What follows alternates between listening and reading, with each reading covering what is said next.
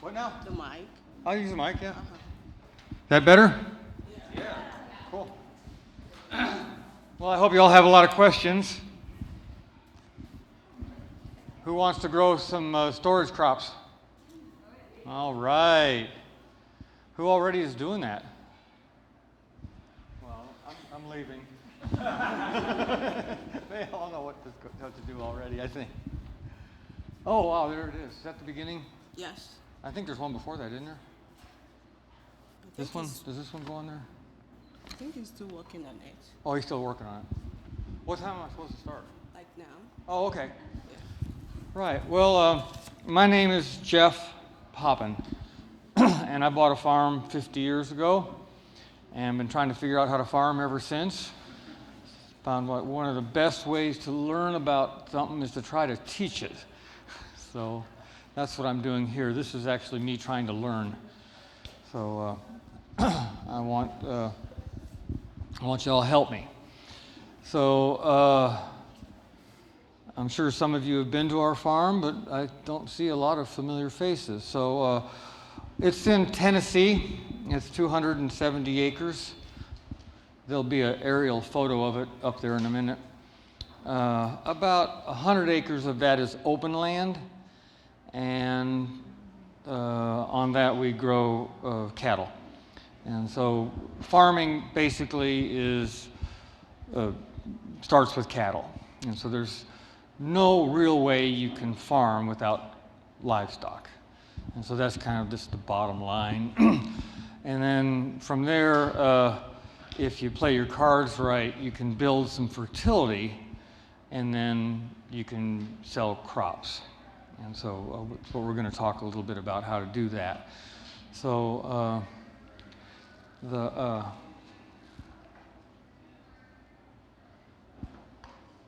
are you having trouble, or is this, there should be a slide before this one. There you go.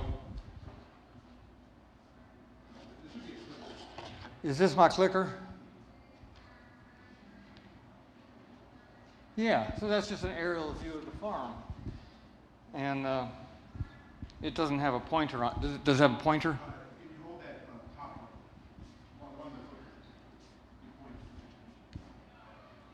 Oh my gosh. Oh well.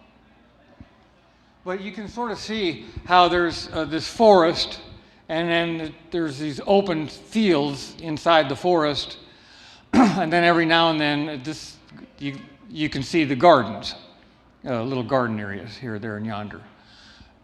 So basically we're using the fertility from the forests and the cattle that graze, the rotational graze those pastures, they make extra fertility.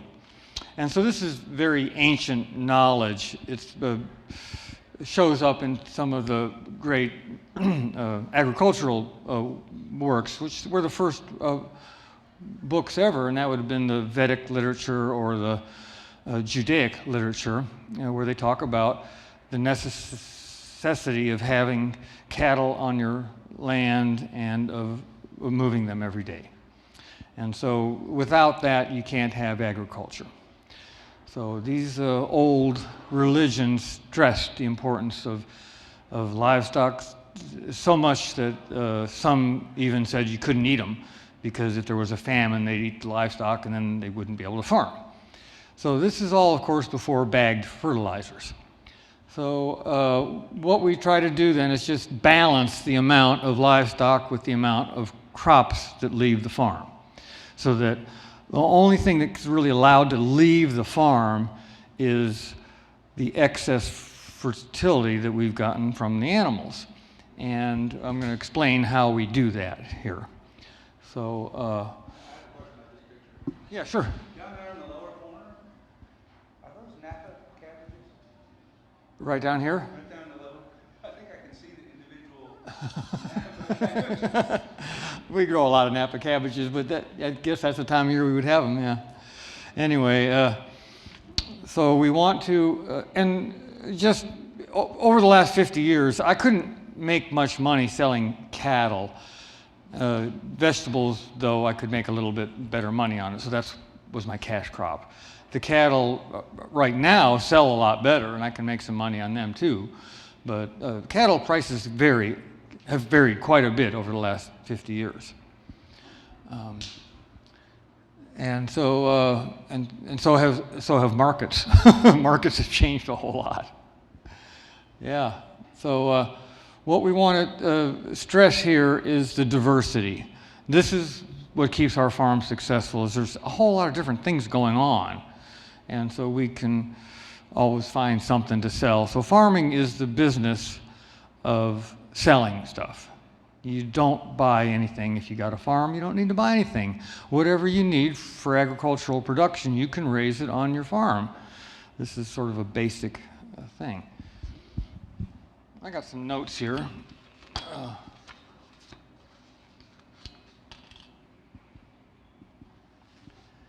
Yeah, so again, I began this project in the early 70s. Right now we have about 40 head of cattle and grow 5 acres of vegetables. I have gotten up to 10 acres of vegetables when I was at my peak, but now we're back down to about 5 acres. I did community-supported agriculture beginning in the 80s and just quit doing that a couple of years ago. Now I'm wholesaling, and a lot of my wholesaling customers are other CSAs. Yeah, so there's really 3 pillars to agriculture, the way we farm, and that would be minerals, biology, and tillage. So we're going to talk a little bit about those things as we go on, but sort of just keep those in the back of your mind. It's really important to know a little bit about those 3 things. We make a lot of biodynamic compost with the hay that we make every year in May and September when the cattle can't eat it all, the grass that's growing, and then we feed it back to them in the wintertime, 100, 125 rolls of hay, something like that, and then that's what we make the compost out of. Yeah. We do a lot of rock dusts. Lime is extremely important. One of the things, and a lot of these things took me a long time to figure out. I knew how to make compost when I started gardening, but I didn't really know the importance of a couple of other things, like minerals. I grew up near Chicago. That's why I don't talk like I'm from Tennessee. And our farm up there was some of the best soils in the world. And they didn't need remineralizing because they had gotten a glacier 15,000 years ago. Well, then when I moved to Tennessee, and I think you're in the same boat here, this land is some of the oldest land and hasn't had a glacier for 1 million years. So we have found on our farm that it's really important to add back some lime quite often. Every 20 years or so, I put rock phosphate on. I've used a lot of different other things over the years too. And then another thing that's becomes more and more relevant to me is crop rotations. Each of these fields gets usually 3 crops a year.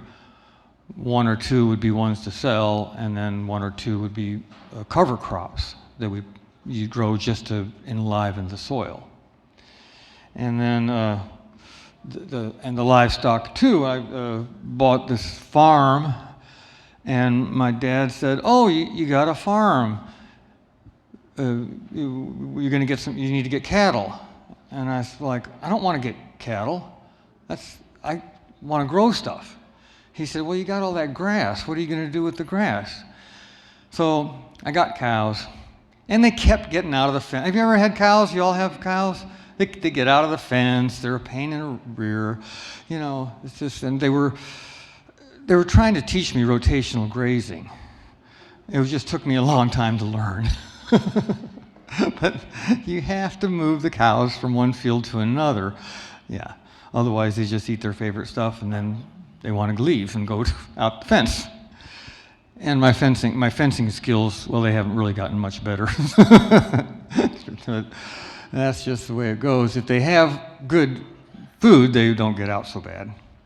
So I'm going to move to another slide. And we do most of our crops are on 44-inch centers and worked up with a little tractor like that. And so we have 9 or 10 miles of crops, and we just straddle them with that machine there, and that's how we do it.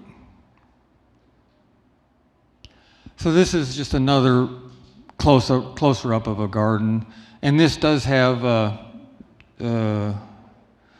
I think this is a winter squash on either side of a corn patch. Yeah.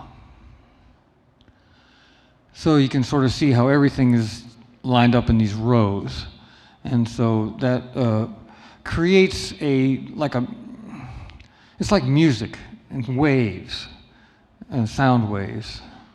And there's something that plants like that. They like to be in tune. And it's just really important to grow. The whole field is like as one thing. I don't like to plant part of a field and then plant the other part and plant another part. I like to look at the field as a whole and then plant the whole field. Yeah.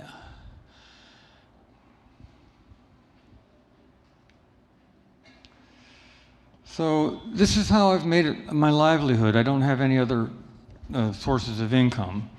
And I was telling someone earlier, I've paid for this farm by farming. Y'all can't do that anymore. It's not going to be possible. I don't have the answer to that problem, but it's a real problem. Land is not, the price of land is not agriculturally priced anymore. So that's the real problem. So I contribute, one of my successes is to being stingy. And I don't spend money. I live very simply. It's sort of a vow of voluntary simplicity. And there's not a lot of extra money if you're relying on selling, carbohydrates and proteins that you make out of the air and the minerals in your soil.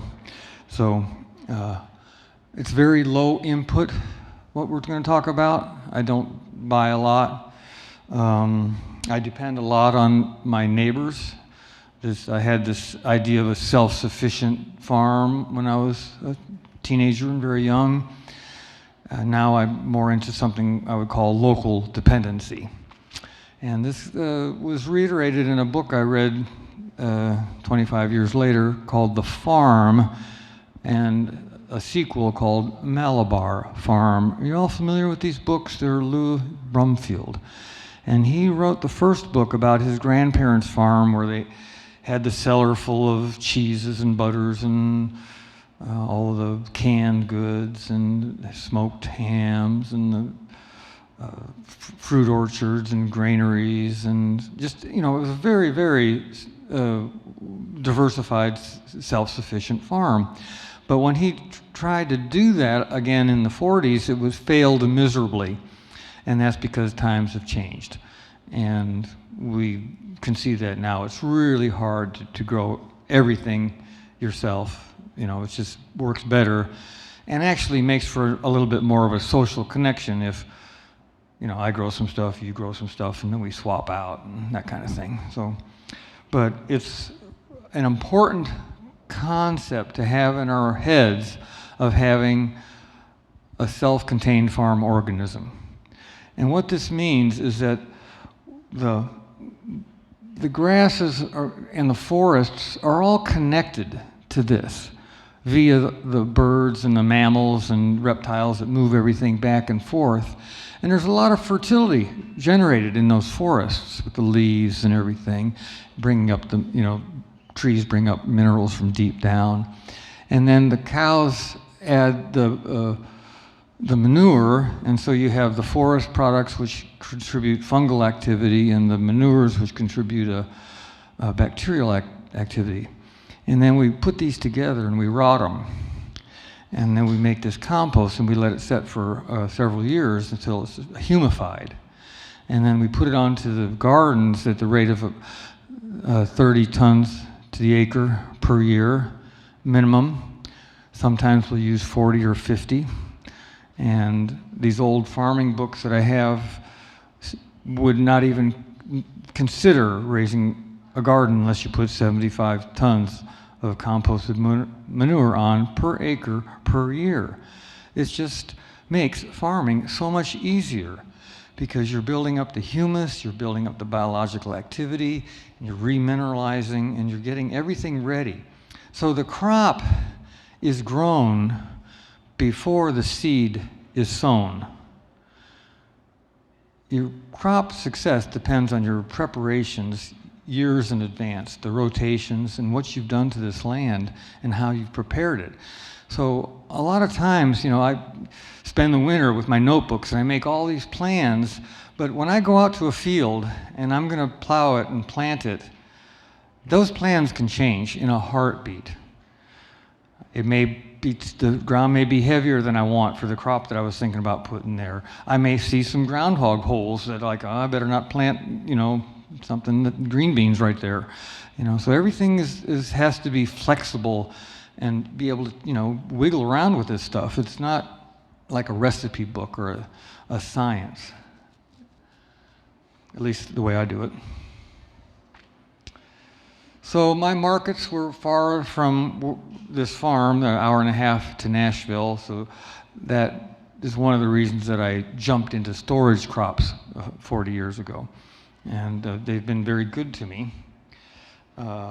Besides the ones we're going to talk about, other ones we've grown a lot of garlic, corn for cornmeal, various things, onions, yeah. So one of the keys to successful farming is only sell 10% of what you grow. The rest of it stays on the farm. And so what happens when you're growing stuff is that the plants are made of things from the atmosphere and mixed with things from the soil. The elements in the atmosphere are carbon, oxygen, hydrogen, nitrogen, and maybe a little sulfur. The things in the soil are your cations, calcium, magnesium, potassium, and then you'd also have your trace elements, phosphorus, and various things in the soil. And so a plant is about 98% of the things from the air and only a few percent of the minerals. The minerals are in an unavailable, locked up form in the soil, and this is a good thing because when it rains, they don't wash out, they're locked up. We release them through biological activity. They have to be mixed with oxygen to become available. So phosphorus or nitrogen or potassium you don't need those things. What you need is the things mixed with oxygen.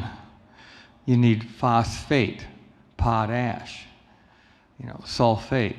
Everything has to be mixed with oxygen to be moved.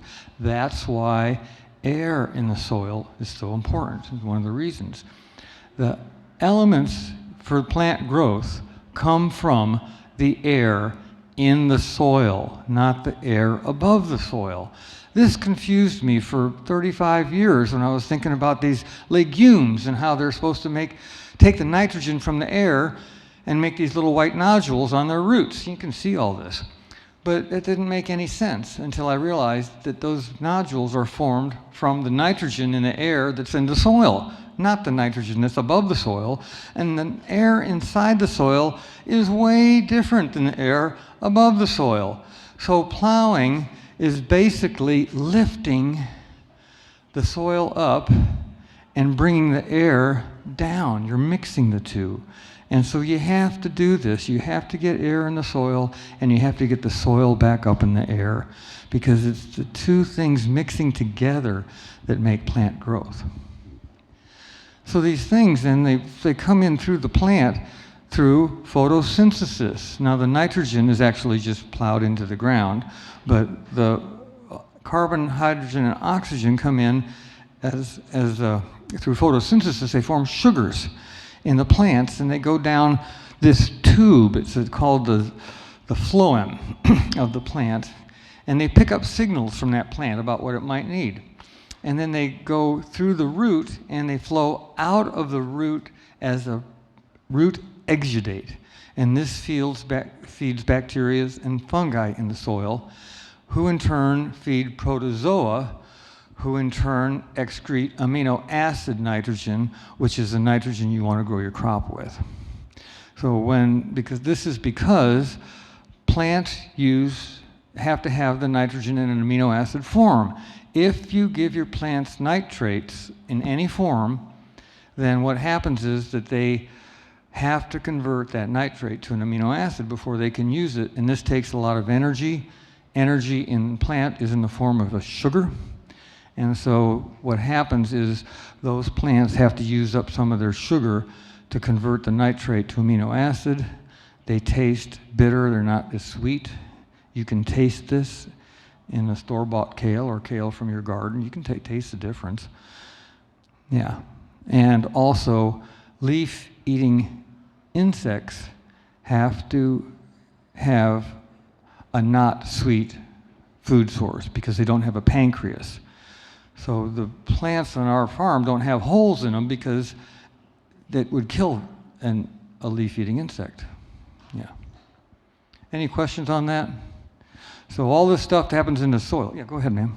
So you said 10% of what you grow, you take off the farm. So that 90%, does that include the plant matter and everything? Not Everything. Just the fruit.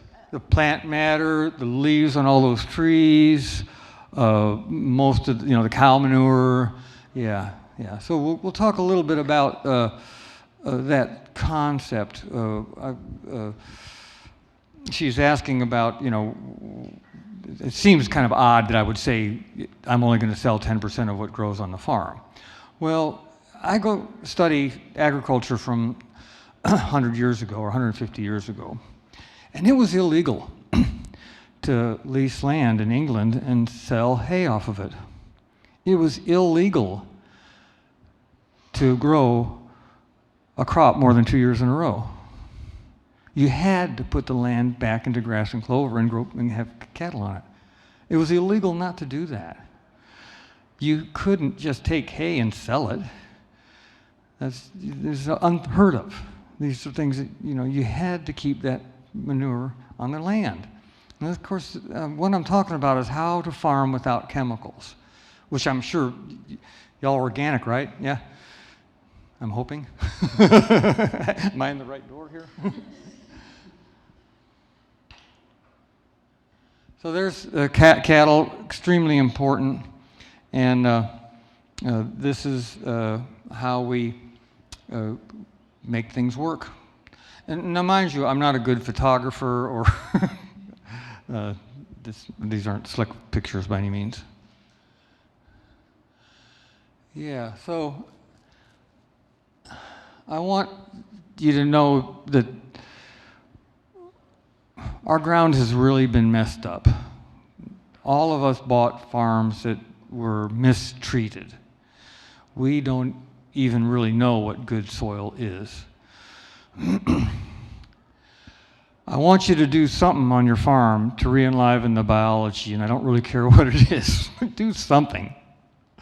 I use biodynamic preparations and compost, and I have some of that stuff right here if y'all want to look at it.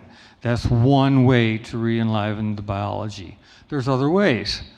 The indigenous microorganisms, effective microorganisms, is a way.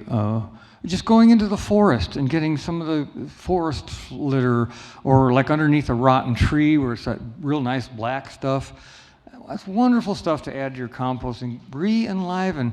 Get those microorganisms propagating again in your soils, and feed them. Make sure they get plenty of crop residues and plenty of compost and plenty of air. Yeah, these are all things that they need. Fermented plant extracts is kind of a cool thing. I'm not sure exactly what it is, but I know I've done like stinging nettle teas and stuff of this nature. Really good. Worm castings, a lot of farmers will have a worm bin. This is a great way. The worms eat what you put in there, but it comes out in a very colloidal form that plants love it. Worm castings are plants' best food source. Bokashi is a Japanese effective microorganism things with rice and a few things. Compost tea is another way you can just make really good compost and then bubble it for half a day or something and sprinkle that on. So those are just a few ideas. But this is to re-enliven the biology, because the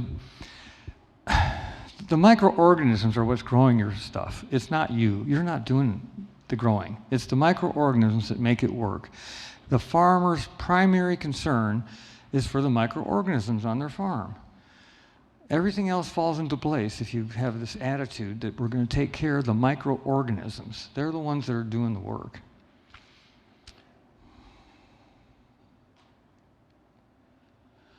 Okay, we want to talk about minerals for a minute.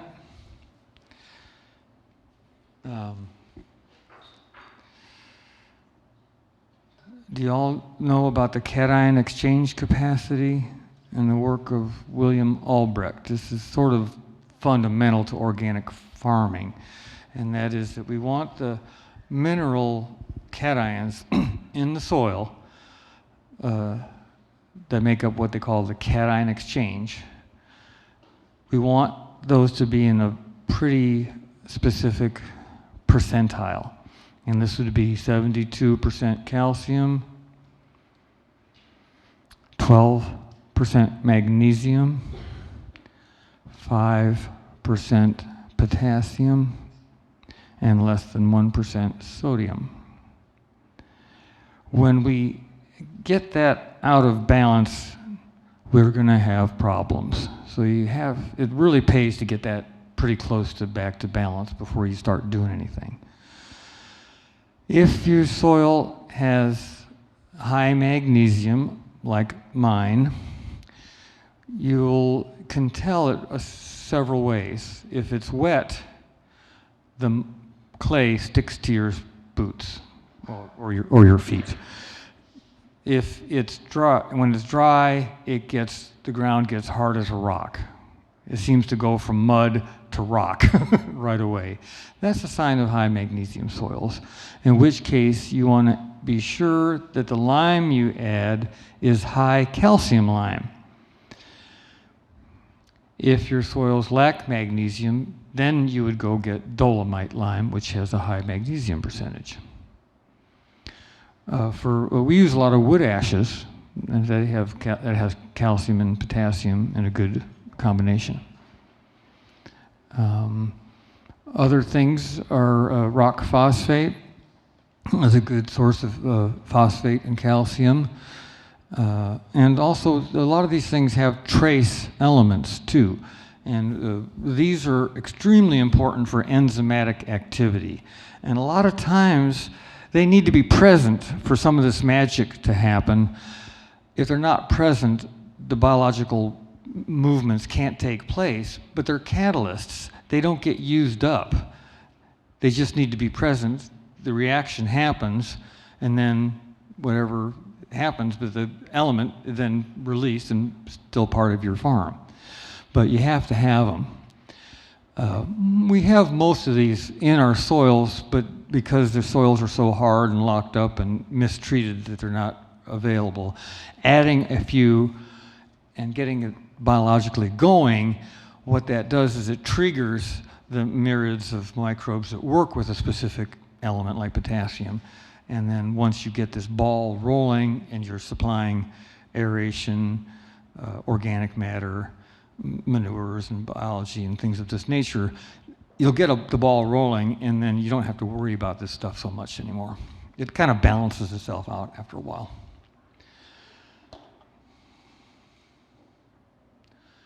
Oh, I forgot I had that picture. Well, that's kind of what I just talked about all that. But if anybody wants to read it again. Do y'all use rock dust? Does anybody have any rock dust experiences? Yeah? What did you try? Rock phosphate, green sand, and then I burn wood, so Yeah. wood ash. You know, do you have any recommendation? Like, let's say you're doing just like small scale gardening, you know, and you've got beds, you know, as wide as this table. Yeah. You know, like in like a 25-foot bed, how much wood ash would you add to that? Not much. Not much. Yeah. Yeah, so it's a very light dusting. Yeah, so I like that 5-gallon bucket, maybe 5 or 6 of those per an acre. So for a bed, I would just, you know, a scoopful would probably do a bed. Yeah. So it's extremely alkaline and caustic. And so, you know, you don't want to touch wood ashes really with your hands too much, you know, they'll dry you out. So it's the same thing for the worms and the life in the soil. A little bit routinely is way better than a lot at once.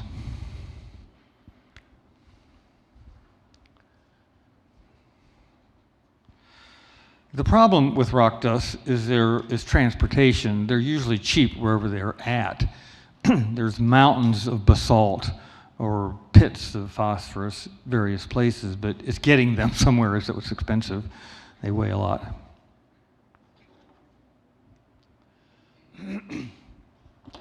So this is what we're after, is a really nice black rich soil. And we get it through all of these things. So when we do the cover cropping, we're aerating, and we're remineralizing, we can change what's like down there to what's up there. So what I'm trying to teach you is that nitrogen is a byproduct of agriculture.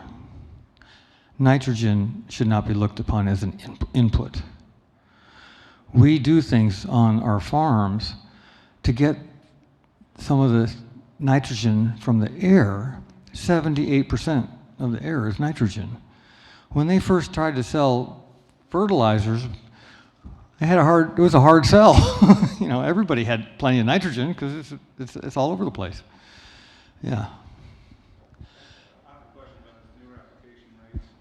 When you use that much compost, do you use that on every parcel every year, or do you use that on the heavy feeders first and lesser amounts on the crops that don't need quite as much fertility? Right. Yeah. So I use this the same amount on every field.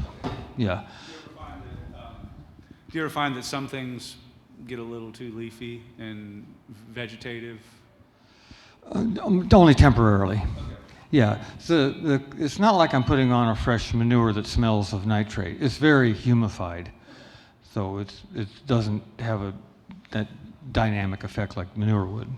Yeah. And you really can't overdo it. As long as it doesn't smell. Don't ever put anything on your garden that smells bad. It should always smell good. Yeah. Yeah. So another thing I wanted to mention about the rock dusts is that they're how do I say this?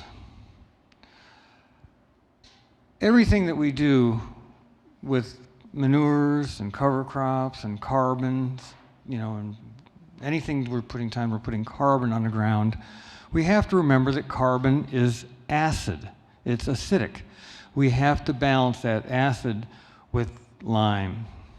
Yeah. So that's one of the reasons that as a farmer we have to use a lot of lime if we're using a lot of manures and composts and cover crops. Yeah, they kind of balance each other out. You can use too much compost and not enough lime, and your land will eventually get poorer because the pH will go down, you'll be acidic.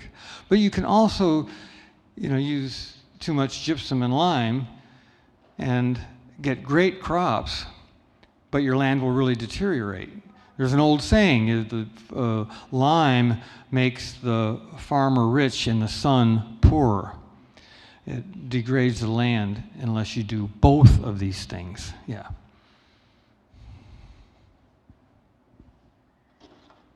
That's a pretty picture right there.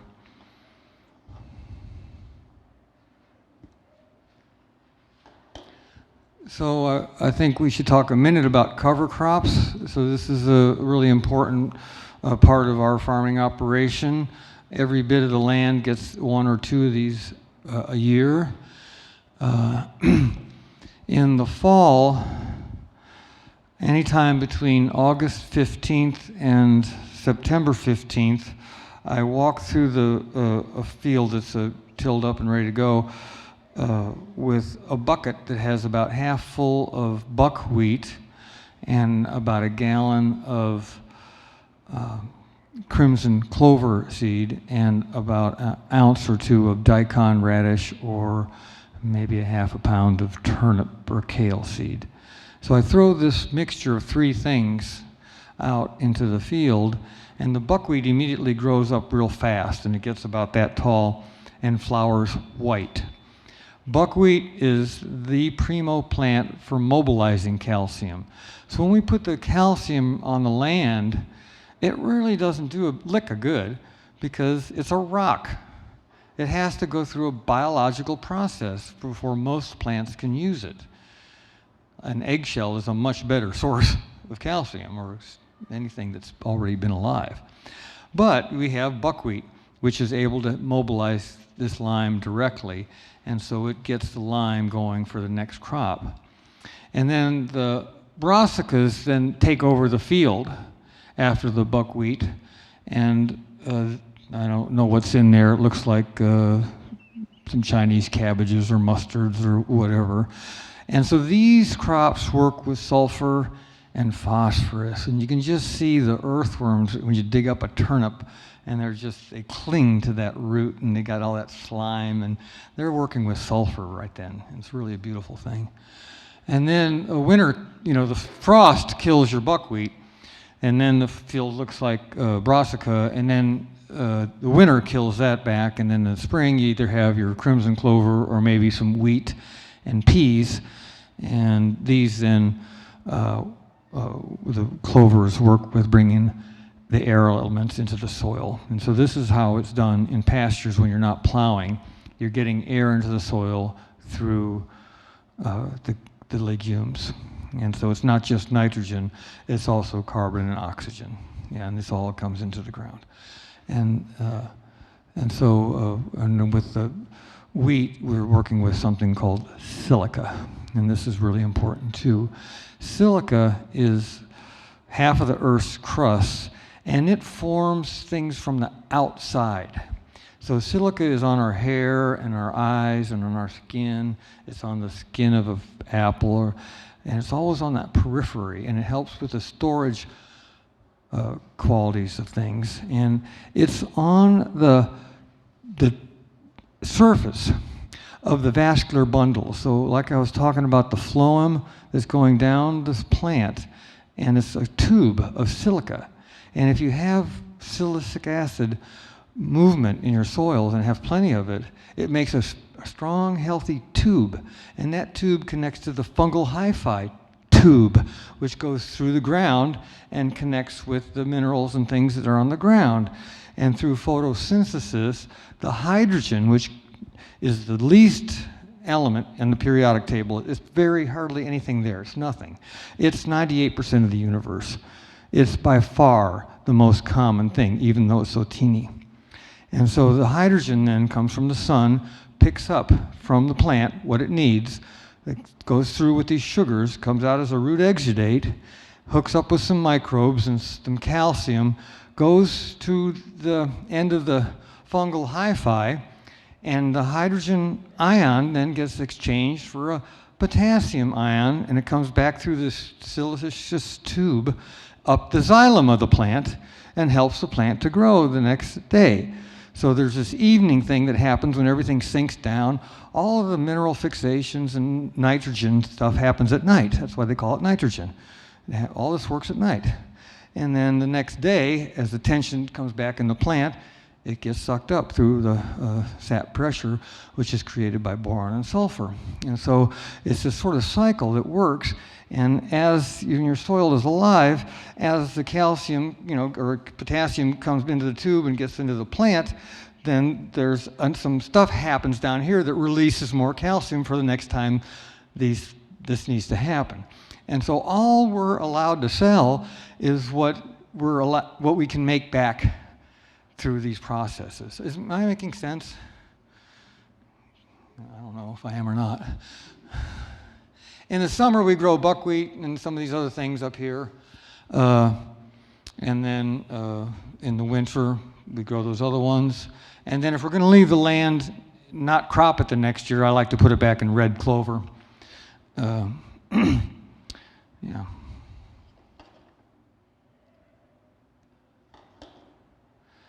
Okay, so this is a picture of a field that I've mowed,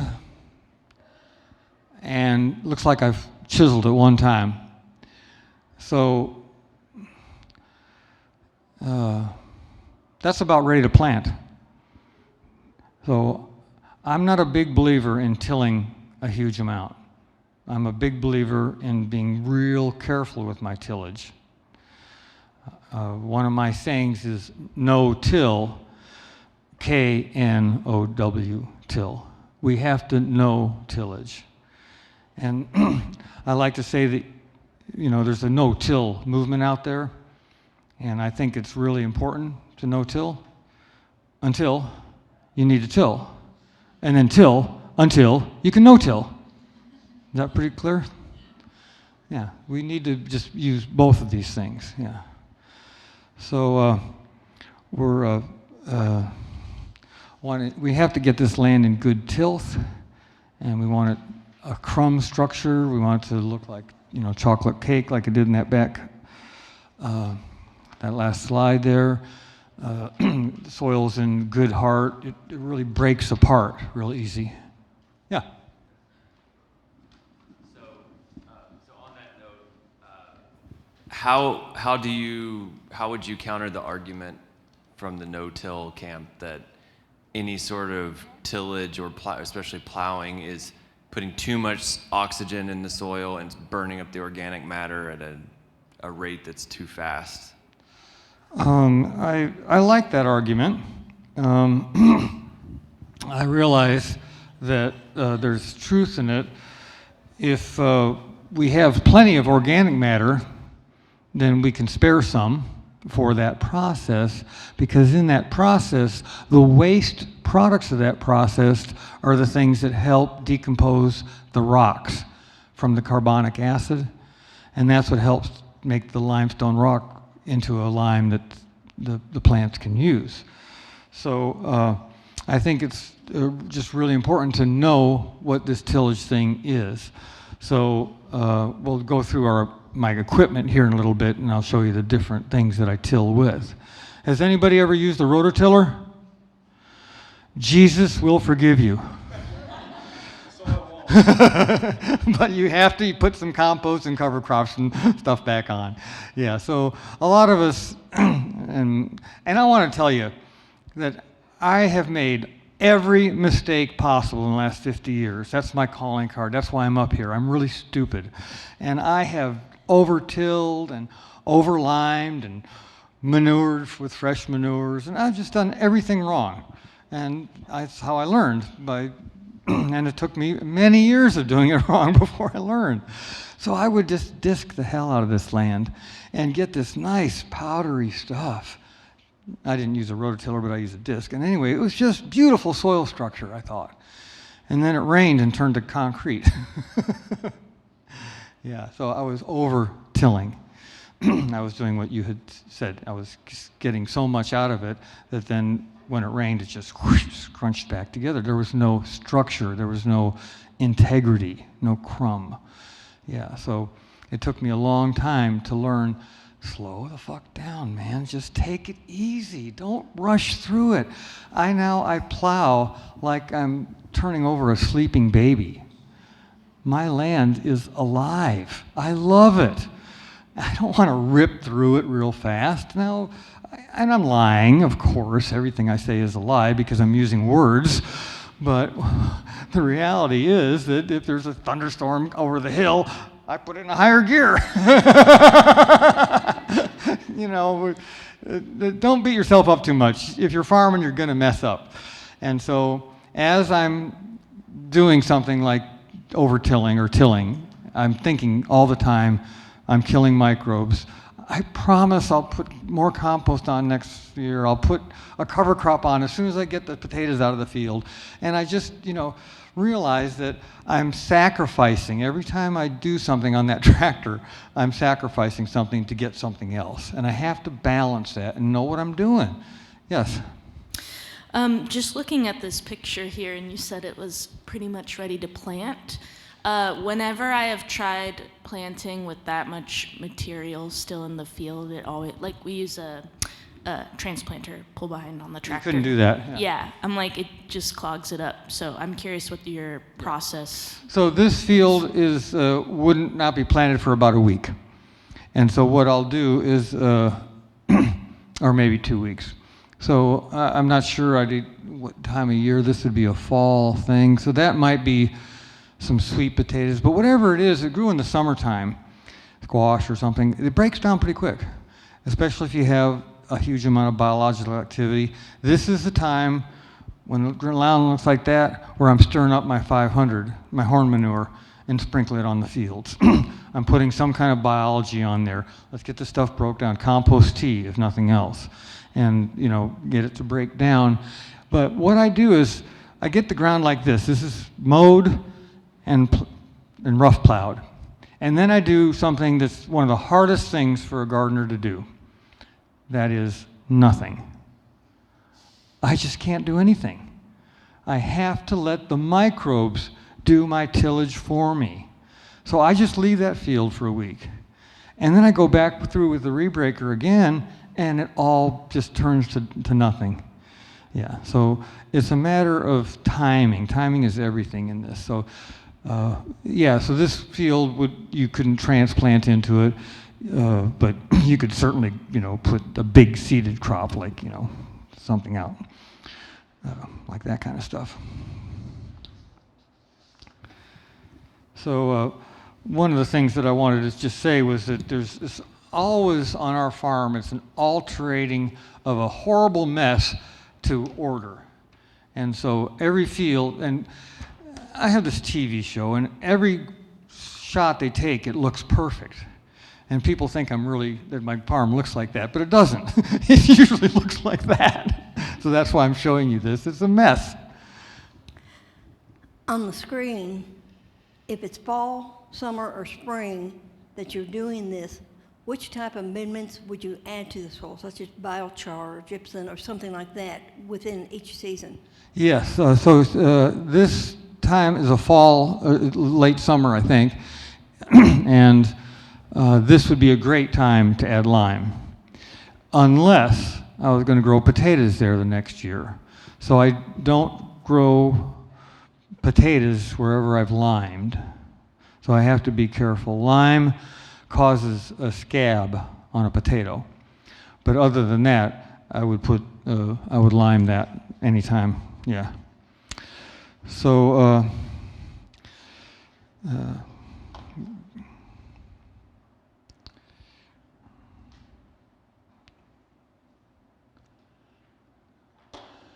I think it was really important to talk about crop rotations.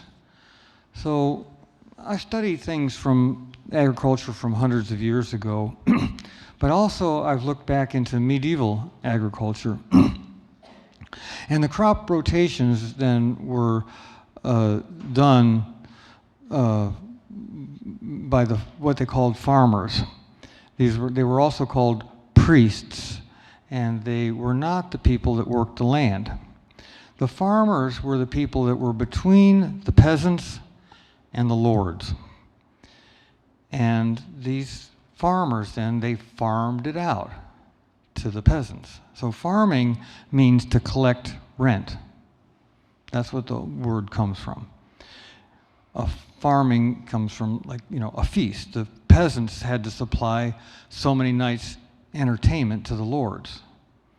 That's what the farmers do. The way they did it is they got the peasants to grow things in exchange for protection, with the knights in shining armors and all that stuff. And so the crop rotations they had went on for hundreds and hundreds of years unchanged. as a peasant, you might get 30 acres of land. 10 acres in this field, 10 acres in that field, and 10 acres in that field. But you did not decide what was going to grow there. One field was going to be in wheat. The next year it was, going to be back in pasture. The next year it might be in turnips or vegetables, and then it went back to the wheat. And these rotations were set in stone, and they followed them forever and ever and ever because they figured out that the land could stay fertile that way and they could raise babies. And if they didn't, their babies died because the land became so poor they couldn't make crops.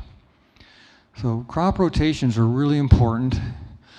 This is simply, ours is potatoes, usually followed by, it would be followed by maybe some beans. I can get a crop of Shelley beans off of after the potatoes, but then it'll quickly go back into that buckwheat, crimson clovers, and wheat and peas and things of that nature. The next year, I usually grow butternut squash in that field. Again, that comes out in time to get a nice summer cover crop and a good fall cover crop.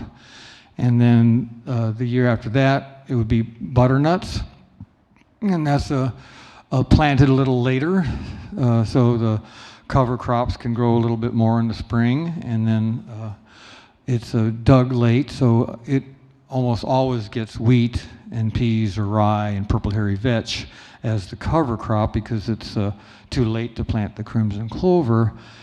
And then after the sweet potatoes, the next year it'll probably be in something like mixed vegetables,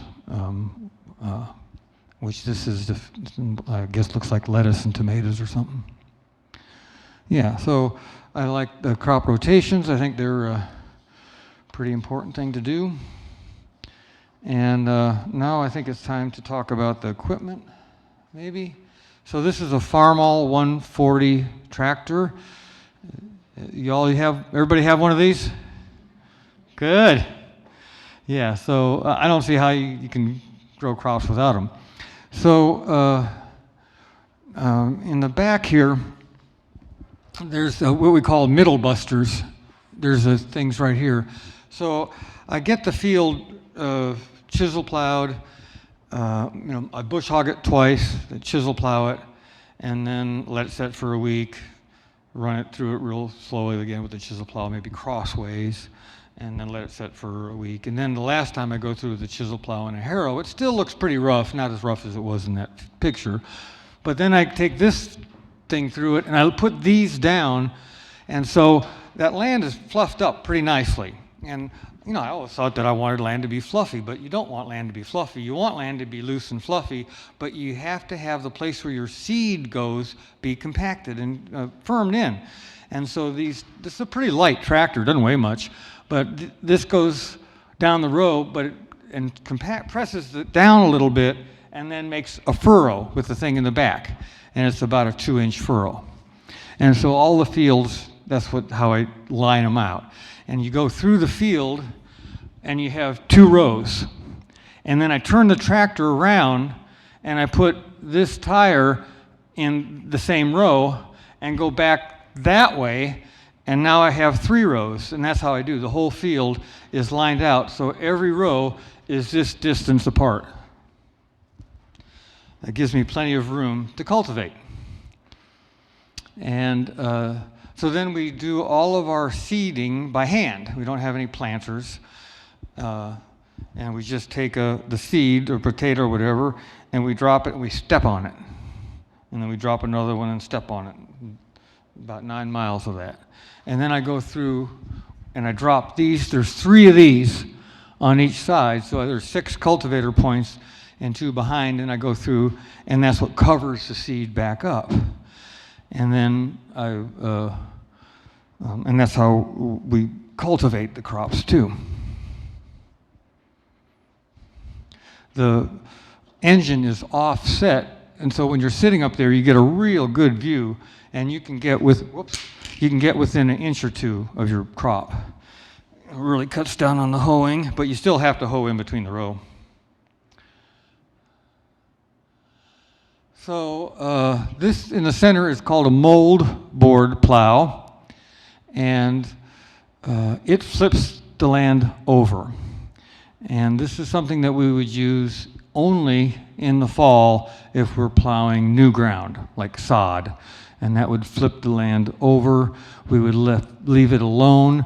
During the winter, the rains would soak into these clods and then freeze. And when they freeze, the water in the clods expands and it pulverizes the soil unbelievably better than anything you can do mechanically. That's the way to make good soil. Rough plow it and let it set over winter. After the ground has been, sod has been taken care of, we use the chisel plow. It has springs on the top, and as you're moving this way, those springs expand and the tines go back a few inches, but then the spring shuts and the tine jerks forward. So it's kind of going like this, and they're a foot apart, and they crack the land underneath the surface like this, laterally cracked. And so that's how we're incorporating air, but we're not flipping everything over.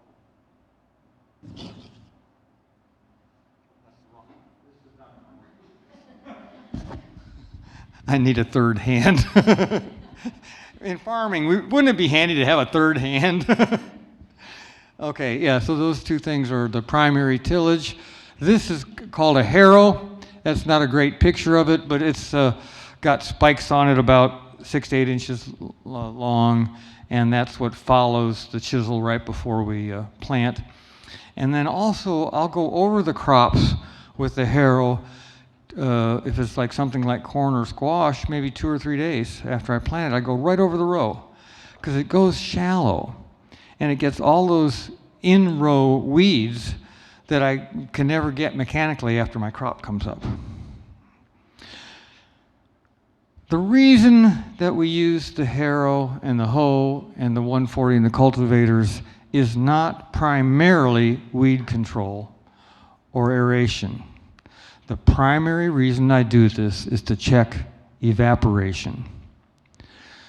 So we've been raising about 100,000 pounds of produce every year for 30 years. We do not use any irrigation, no black plastic mulching, no greenhouses, hoop houses, none of that stuff. I'm farming the way people farmed 100 years ago using a lot of 100-year-old horse-drawn equipment. There's a lot of newfangled stuff out there and a lot of stuff that I would like to have, but I can't afford it because I have to make my money farming. I don't have any other way to make money. I don't want to have another way to make money. You could give me money. I don't want it.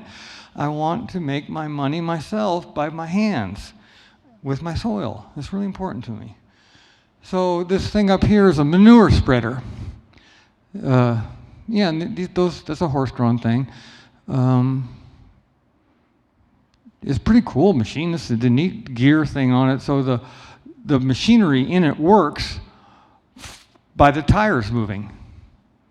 The tires have on them a thing attached to them that has gears on it, and that moves the chains that flings the manure out. So there's no power takeoff or anything. This is another 140 that I have disc hillers on it. These are the greatest things in the world. My goodness gracious. So it's just a disc, as you can see, and it hills the land up. Well, you get your corn or your stuff, so tall, and you're not going to be able to get over it again. And there's starting to be weeds come up. Well, you go through this machine here, and it throws about a foot of soil up on the stalk. Maybe not a foot, maybe 8 and 10 inches. Wow, you've just smothered all those weeds, but also what you've done is you're throwing moisture, that's what the old timers tell me, you're throwing moisture to your crop because you're mulching your crop with your soil. That's right there. And so when we check evaporation with the harrow or hoeing or cultivating, what we're doing is we're just doing a little bit of surface tillage. And this then stops the evaporation of subsoil moisture. So the way that we can farm without irrigation is we open the land up in the fall, we get all this rain in the winter and fall, spring, and then we add the organic matter and all the compost and cover crops is all real important, and the minerals. Then what happens is the land, every time it rains, water starts going from the subsoil moisture to the surface, and the sun and the wind hit that and it evaporates. That's not allowed. The only moisture that can leave our soils that I allow, of course I'm lying, but anyway, that I want, is through the transpiration of my crop. It's got to go through the crop, then it can leave. So what I'm doing is I'm covering the soil with this much dust mulch. And by doing that, according to my old farming books, I'm saving about an equivalent of 1.5 inches rain per week, which is enough to grow a crop. So we grow sweet potatoes and butternut crops this year. I think we're the greatest, about maybe 2/3, 3/4 of a crop.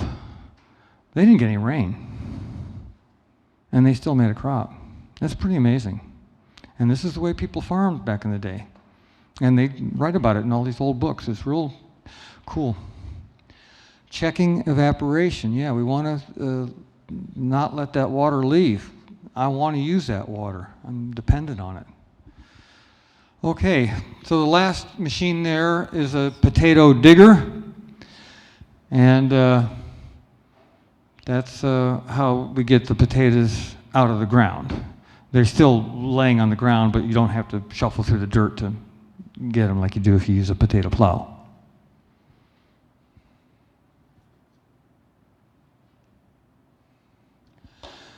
I was a gardener at one time. I guess I still am. These are just some simple garden tools.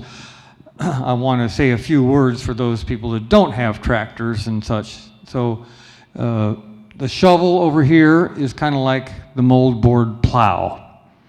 So the reason to use that is if you're not going to mess with the ground for a little while, you're just going to leave it in clods and let it set. So the reason that we don't like the moldboard plow or the shovel is because it smears the land that you're not flipping. So when you plow land, what you're doing is you're taking a shear and you're moving the land like this. And the land then is like taking a paperback book and moving it like this. The layers go like this and shear, and that's how the air gets in there. And this mimics what a cow's hoof does as it goes into the land. The golden hoof of the cow splits.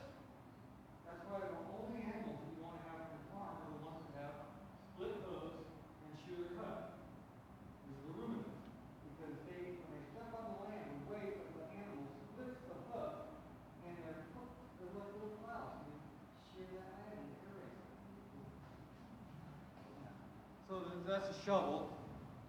Then over here, the fork, it would be more, wrong one. The fork is more like your chisel plow. And this is a way to work the ground, but not flip it over. We don't want to really bury a whole lot of organic matter, because it gets anaerobic down there. The rake would be like a harrow. This is what you do to check evaporation. So if you're gardening and it rains, you immediately go in and you rake the land so that the water doesn't evaporate and it just, stays in the ground. Now, if you're irrigating, this stuff probably doesn't matter. That next thing is a curved fork. That's a kind of a handy thing for gardening. You can actually go through your crop, and it's unlikely that you're going to hit your corn with the fork itself, and you can, kind of go through it pretty quickly that way. There's some hoes. I like the Warren hoe. It's called an onion hoe. It's got a point on the end of it. That's the one I prefer. You can move it 90 degrees and you got a flat hoe, or you can put the point down and you got a little pointy hoe. So those are good. Sometimes we like a real small one. Sometimes you want a bigger, flatter hoe that, for like hilling. pulling the soil up and hilling something. That tall one there it took me a while to learn how to use it. You dance with it like this. You ever use one of those? You don't go like this. It's actually meant to go like this. You're actually pushing up here. It's really weird. I still haven't quite got the hang of it. And then I like the forked hoe on one end with a flat hoe on the other. And then later on we'll talk about a bucket with a rope on it for putting your seed potatoes in, or a pair of loppers, and that's how we cut the butternut squashes. Yeah, so that was just a little bit about farming. So we're going to have a little question and answer session before I get into the specific crops. Yes? I just had a question about hilling vining crops.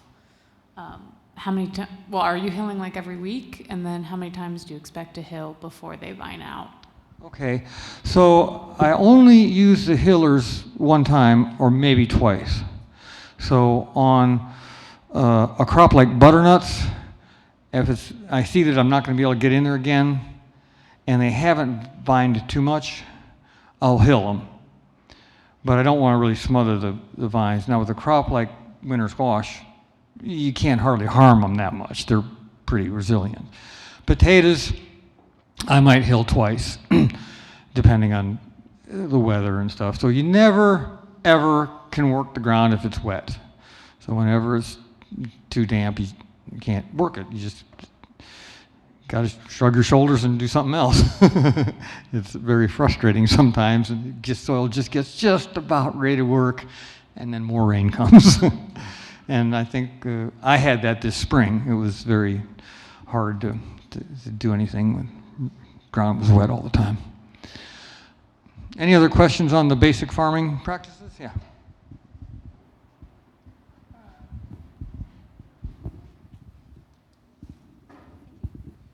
So back to the tillage, if you don't mind. Our farm, we have it in pasture for 5 years before we have it in production. And I think because of that, our weeds are just insane. So on crops like carrots, for example, if we just till it once, it's unmanageable. Like the weeds are. Yeah. So I agree. Yeah. So my recommendation is that the first crop would be potatoes, because they come up out of the ground, they shade the other plants out. Butternuts are another good crop for that. Corn is a good crop. So it would be a bad time to plant onions or carrots or something that was really fine and took a while to get growing. You're going to have a huge amount of weed pressure. So you would want to use those crops 2 or 3 years into your rotation, not at the very beginning. Okay, that makes sense. Yeah, I've done that one. It's a mess. Anything else on the farming stuff? Any questions? Okay. So I think, actually this is something about, one thing that you need is a storage place. I can't tell you how many times in the spring I got excited. Y'all ever get excited in the spring after kind of sitting around all winter? You're looking at your catalogs and this, and I get out there and I plow a big field and I plant half an acre or an acre of potatoes or butternuts or something, and then a miracle happens, and they do good, and I have 300 bushels of butternut squash and nowhere to put them. I forgot to think about that. Yeah, so you have to have some barns or sheds or some place to put your stuff. If you're growing potatoes, you have to have a cellar. Yeah. How do you keep the mice out of the winter squash? I mean, out of the sweet potatoes, excuse me. They're rougher on my winter squash. Yeah. Well, we routinely see a snake in there, so I'd rather see the mice. Yeah, so we don't use any poisons or do anything about it. In some places on the farm, there's cats running around. Yeah, mice can be a real problem. Especially when I was doing more like gardening, when I have this many things, I don't ever have. I might lose a few to some mice. Well, I'm going to show you some crops in there. I think there's some mice bites in them. Yeah, or butternuts will have groundhog bites and stuff. Yeah. I just tell my customers that these are wildlife approved vegetables. So let's talk about potatoes.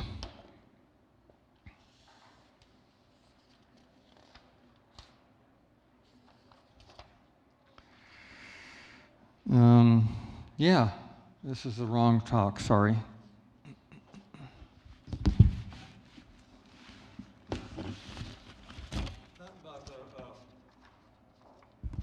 About the storage, you have to have really good ventilation in those buildings.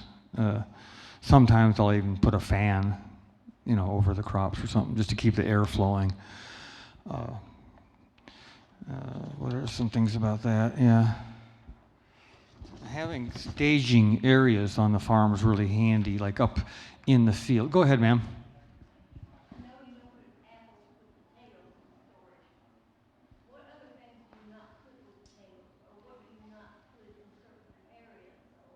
Yeah, so I think the main thing is the fruits let off ethylene gas, which makes the potatoes want to sprout.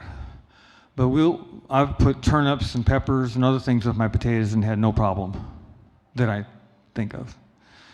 Yeah, but I think it's just the fruits like apples and pears and things of that nature. Does anybody else want to comment on things not storing things with potatoes? Yeah, that's all I've done. Is I always keep my apples and pears somewhere else. Yeah. Okay, don't work hard. This is one of the most important things I can tell you about farming, is you don't work too hard. You will never get everything done. That's just the way it is. And so work constantly. Think about it constantly. Don't ever let farming leave your head, because the more you think about it, the less you will work, because you'll figure things out in your head how to work less. Another thing I want you to remember, that farming is one disaster after another. It's constant. There's going to be these things happen all the time. Farming, like anything, really, it's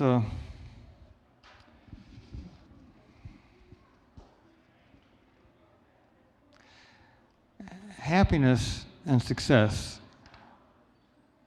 come from your habits and your thoughts. They don't come from your circumstances. We have to develop the ability to stay in good humor when the cows just got out and ate the sweet corn patch, when a drought came and killed everything in the garden, when a flood comes and wipes out something. And we just have to stay in a good humor. This is going to happen every year.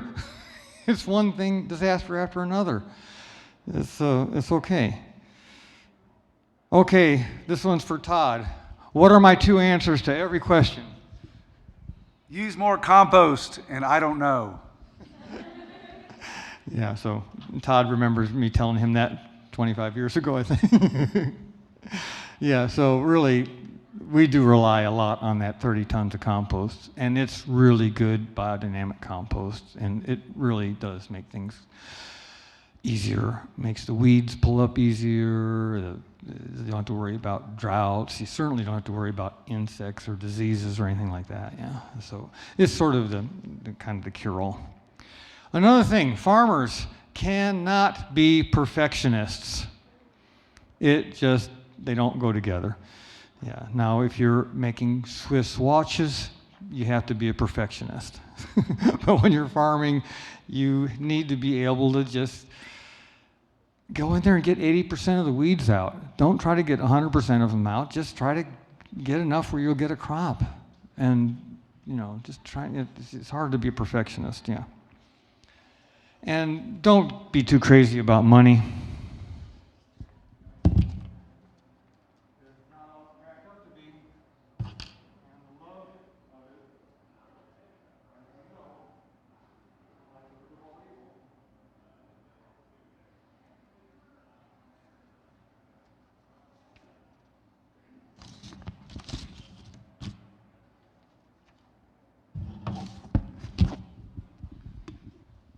So I started growing potatoes in the early 70s.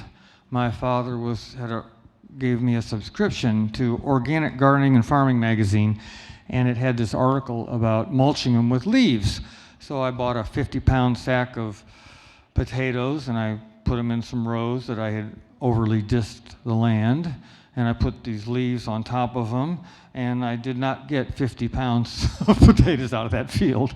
The leaves just packed, the soil wasn't very fertile, and it was a total disaster. So it took me a while to learn how to grow potatoes. I started growing them with the farm all, in rows and cultivating, and that seemed to work good. At one point, I decided I would do an experiment, and I was growing them a smaller, only half an acre, and I was mulching, because our farm, we grow a lot of mediocre at best hay, and so I could afford to use some of that as mulch. But I got some straw. I had heard that, use straw instead of hay, you won't get so many weeds. So I mulched a quarter acre with straw next to a quarter acre with hay, and that under the straw didn't do anything. It was horrible.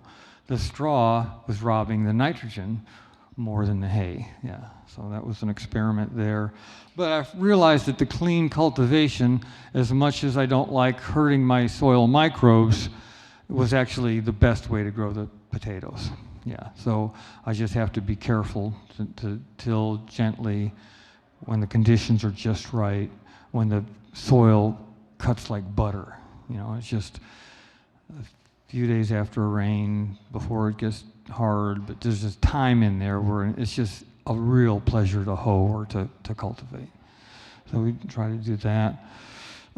These potatoes, that we call them Irish potatoes. They're from Peru. Explain that to me. But I guess we like Irish people more than we like Peruvians. European culture as it is. So they didn't come up to America from Peru. They went to Europe first. That's kind of an interesting thing. They were brought from Ireland to America, to North America, even though they came from South America. It was they went to Spain and up through Europe and then back. That's how we got them.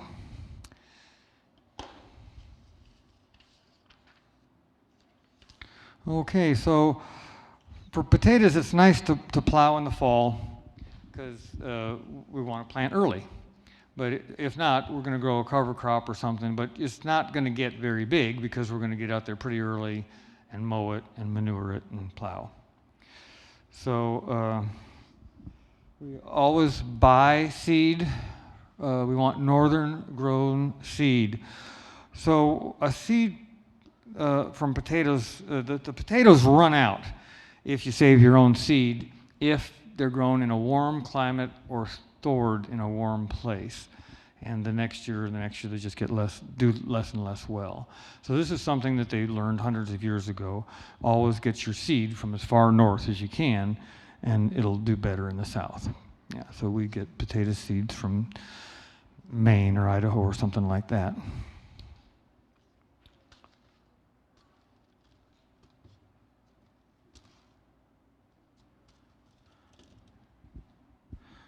Here's some potatoes. So on one end of the potatoes, there's a stem. That's right there. And on the other end is what they call the seed end of the potato. So on the seed end, there's a lot of sprouts. That's the most vigorous part of the plant. If you cut this off and plant that, it's going to make a lot of shoots. That's not really good because you won't get a lot of potatoes. There'll be a lot of small potatoes. It's best to cut the potato lengthwise and then make blocky chunks. This one might get 5 or 6 out of it. You want each seed piece to weigh about 2 ounces and be the size of a small hen's egg. The seed eyes, the eyes on the seed potato are in a spiral. You can sort of see how they spiral around like this. As they get towards the bottom, they lose their vigor. They're not as vigorous. So when we cut the seed potatoes, we would rather have the lower pieces be bigger and the upper ones could be smaller. Yeah. So we can pass a few potatoes around. Do you worry about how many eyes? How many eyes per? Yeah, so the first thing I do when I pick up potato to cut it is I find the seed end. Can you find the seed end on that, ma'am? Yep. Now look for the stem end. Okay, so you don't want to mistake the stem for its eye. Yeah, but then generally speaking, I would cut it like this, and then I would cut like there, and then maybe one more time, but I would like each one to have, it has to have one eye. I'd rather it have a couple. If a frost comes and a potato's up, it'll kill it, but it'll sprout again. So what about varieties that, like Yukon Gold, you have hardly any eyes?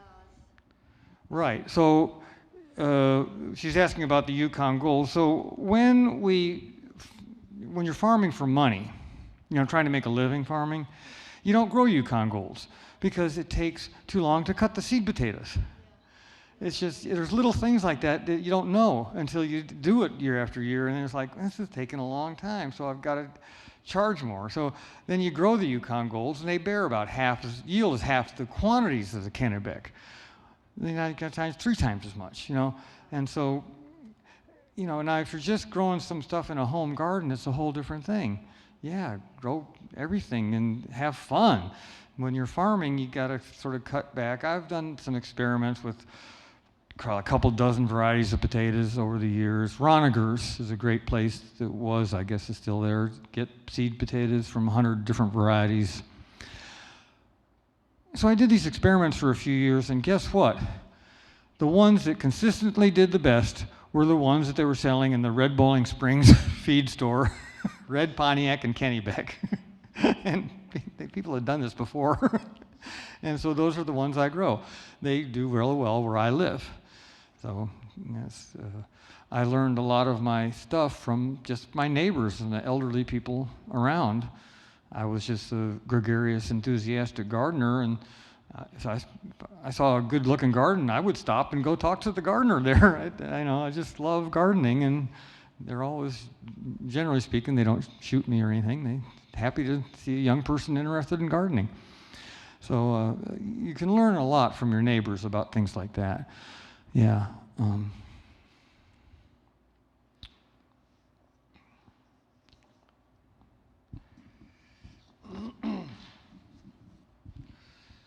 We try to cut these potatoes soon before we plant them. I do like them to set for a day if I can, but that's not super important. I want them to dry out a little bit on the where it's real moist. But I don't want them to set for more than a week. If I do, I might want to sprinkle them in some wood ashes or lime or something just something dusty, to keep them, maybe even just some dust to keep them from drying out. Yeah.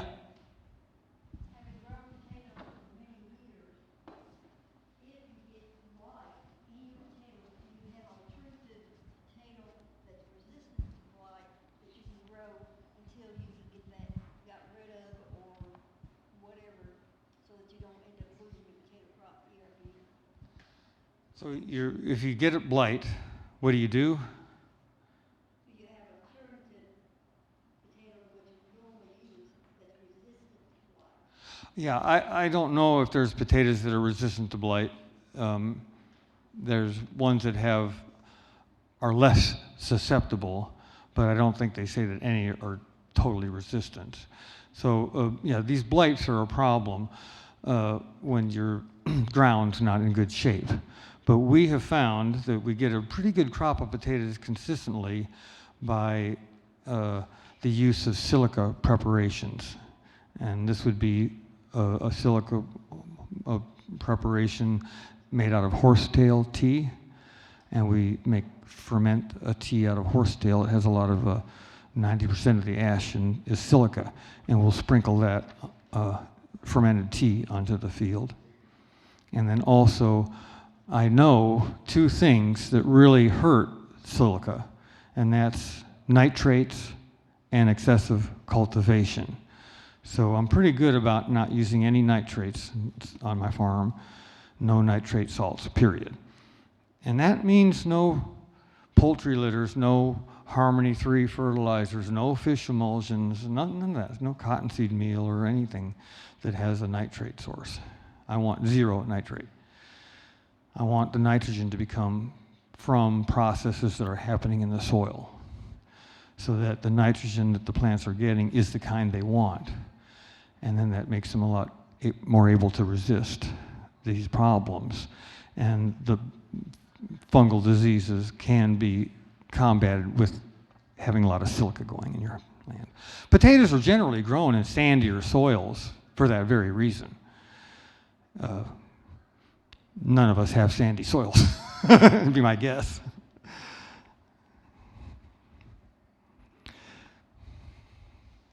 So there's times in the spring when I want to plant potatoes, but I can't.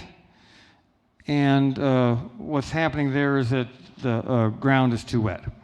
And so a trick is to put the potatoes out and let them sit in the sun, the cut potatoes in the sun, for a couple of weeks. This is an English custom called chitting, or greening the potatoes.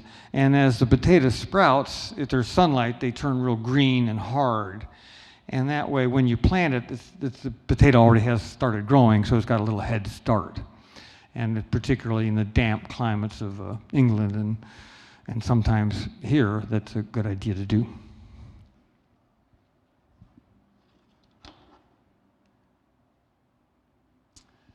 Now, these are some of the varieties we grow.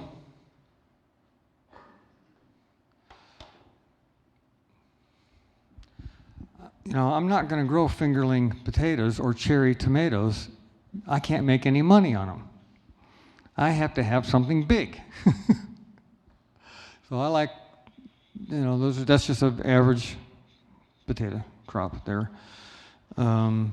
We use about 15 to 20 bushels of seed potatoes per acre, 1,500 to 2,000 pounds. I've read where in Europe they will use up to twice that much. Of course, the bigger the chunk of potato you put in, the more nourishment it's going to have to get going early. And getting an early start is really important with almost all crops, but potatoes too, because they have to do their main growth when it's cool outside. They don't like the real hot weather. And so we try to get ours out about the 1st of April, sometimes the last of March. I don't want to put them out too early, as it'll take longer for them to come up, which means more weeds will come up. I like to plant them, and I always try to plant when it's going to be dry. Never plant right before rain. You want to plant the crop and then have a dry spell afterwards, and that settles the crop. Mind you, we've pushed the potatoes into moist, firm soil, covered them with dry soil, so they have plenty of moisture to get going. I'll harrow over the field about 10 days later. So we're putting these potatoes then in buckets.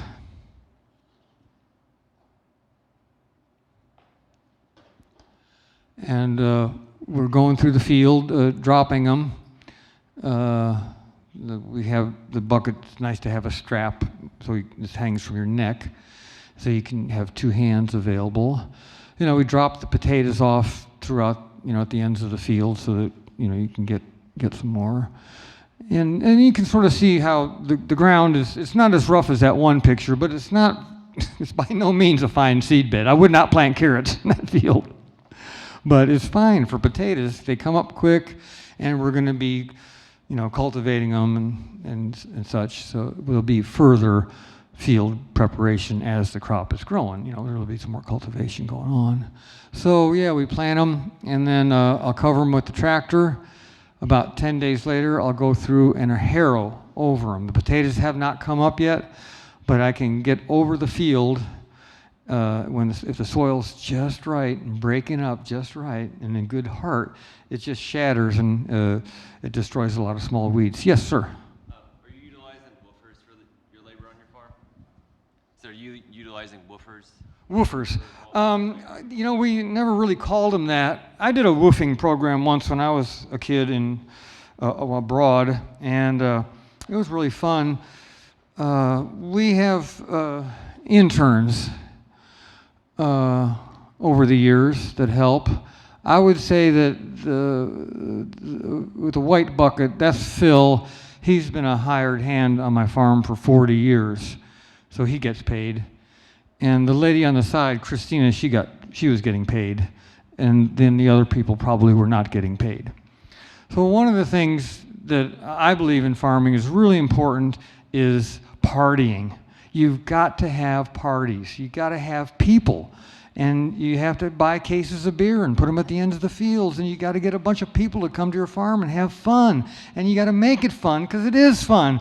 And then we just get out there and we have a blast. And we just a blast. But I could not do what I do by myself. I have to have help. And boy, several people, Treasurer's been an intern on the farm. It's really hard to get money out of me. It's just really, it's like squeezing a turnip to get some blood. But we have a lot of fun, and we just make up for it that way. We eat well. Yeah. So right now, there doesn't seem to be as many interns, but there's a local commune near me that tries to garden and doesn't do a very good job, and I can go over there and usually get some ne'er-do-wells. And they come out to the farm, and we get a crop in, and then they get all the potatoes or whatever they need for their commune. I'll talk a little bit more about that during harvest. Okay, so there's just a kind of a close-up of the hilling. So this was where I had gone through the field and cultivated and hilled the potatoes. So the potatoes were maybe twice that much foliage, and now half of it's buried. Is that kind of clear what we're doing?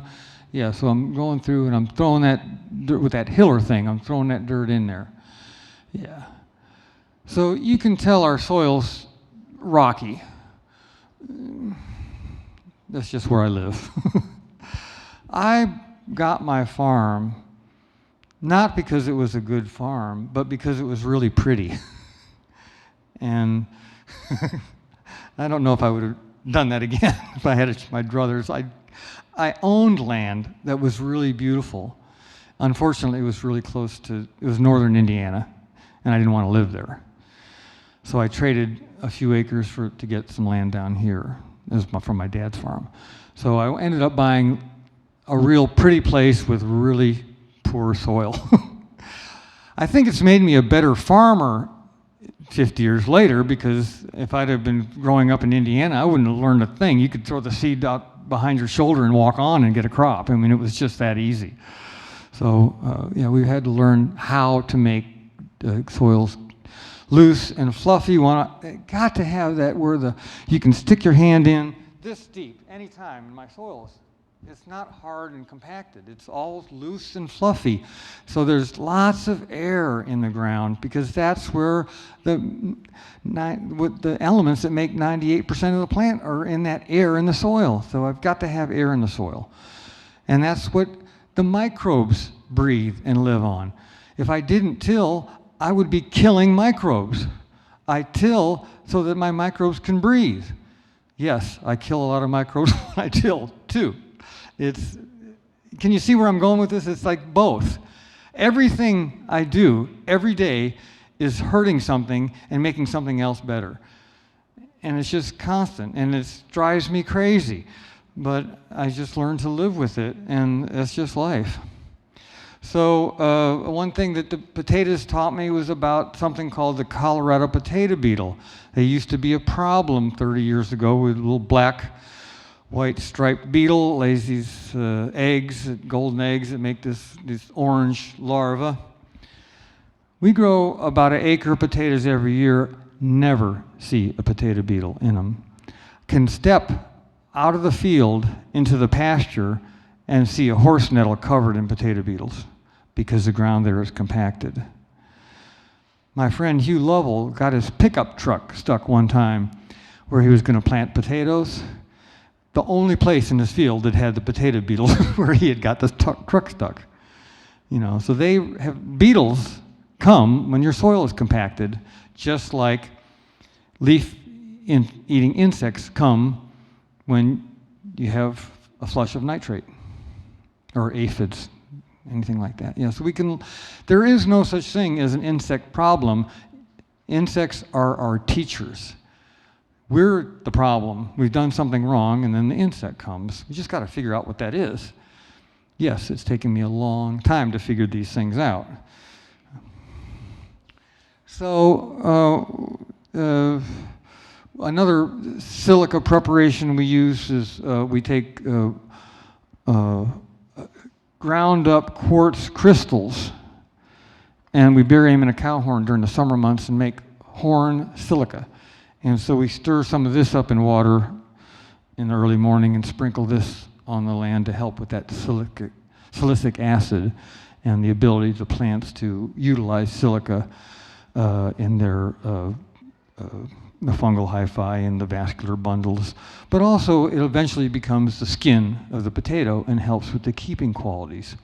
This biodynamic stuff, it seems like a lot of bunk when I first heard about it, and it was potatoes that kept through the winter that actually Debbie said to me, what did we do last year? Our potatoes are keeping so well.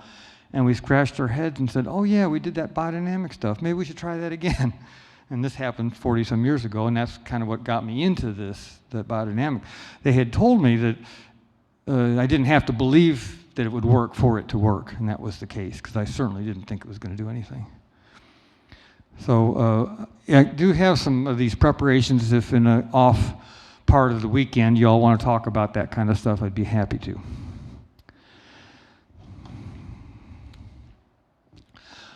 We start our cultivations. Oh yeah, when the potatoes first pop up out of the ground and they're about that tall, I harrow it again, right over the thing with the harrow, and it knocks the tar out of these poor little plants, and they're coming up and they're moving around, and some get busted off, but it gets all the in-row weeds, and the potatoes are hard enough to come right back, and that's really helpful. We keep the ground cultivated. We start deep and close to the plants. As the plants start growing, I take off one of those cultivators on the inside of my tractor, and then maybe I take off both of them. So I have, so my cultivating is like this wide rather than like real close. And so as the plant's growing, it's putting its roots out in there. I don't want to mess with those roots too much. That's why tilling them at the last doesn't cut any of the roots, it just throws dirt on top.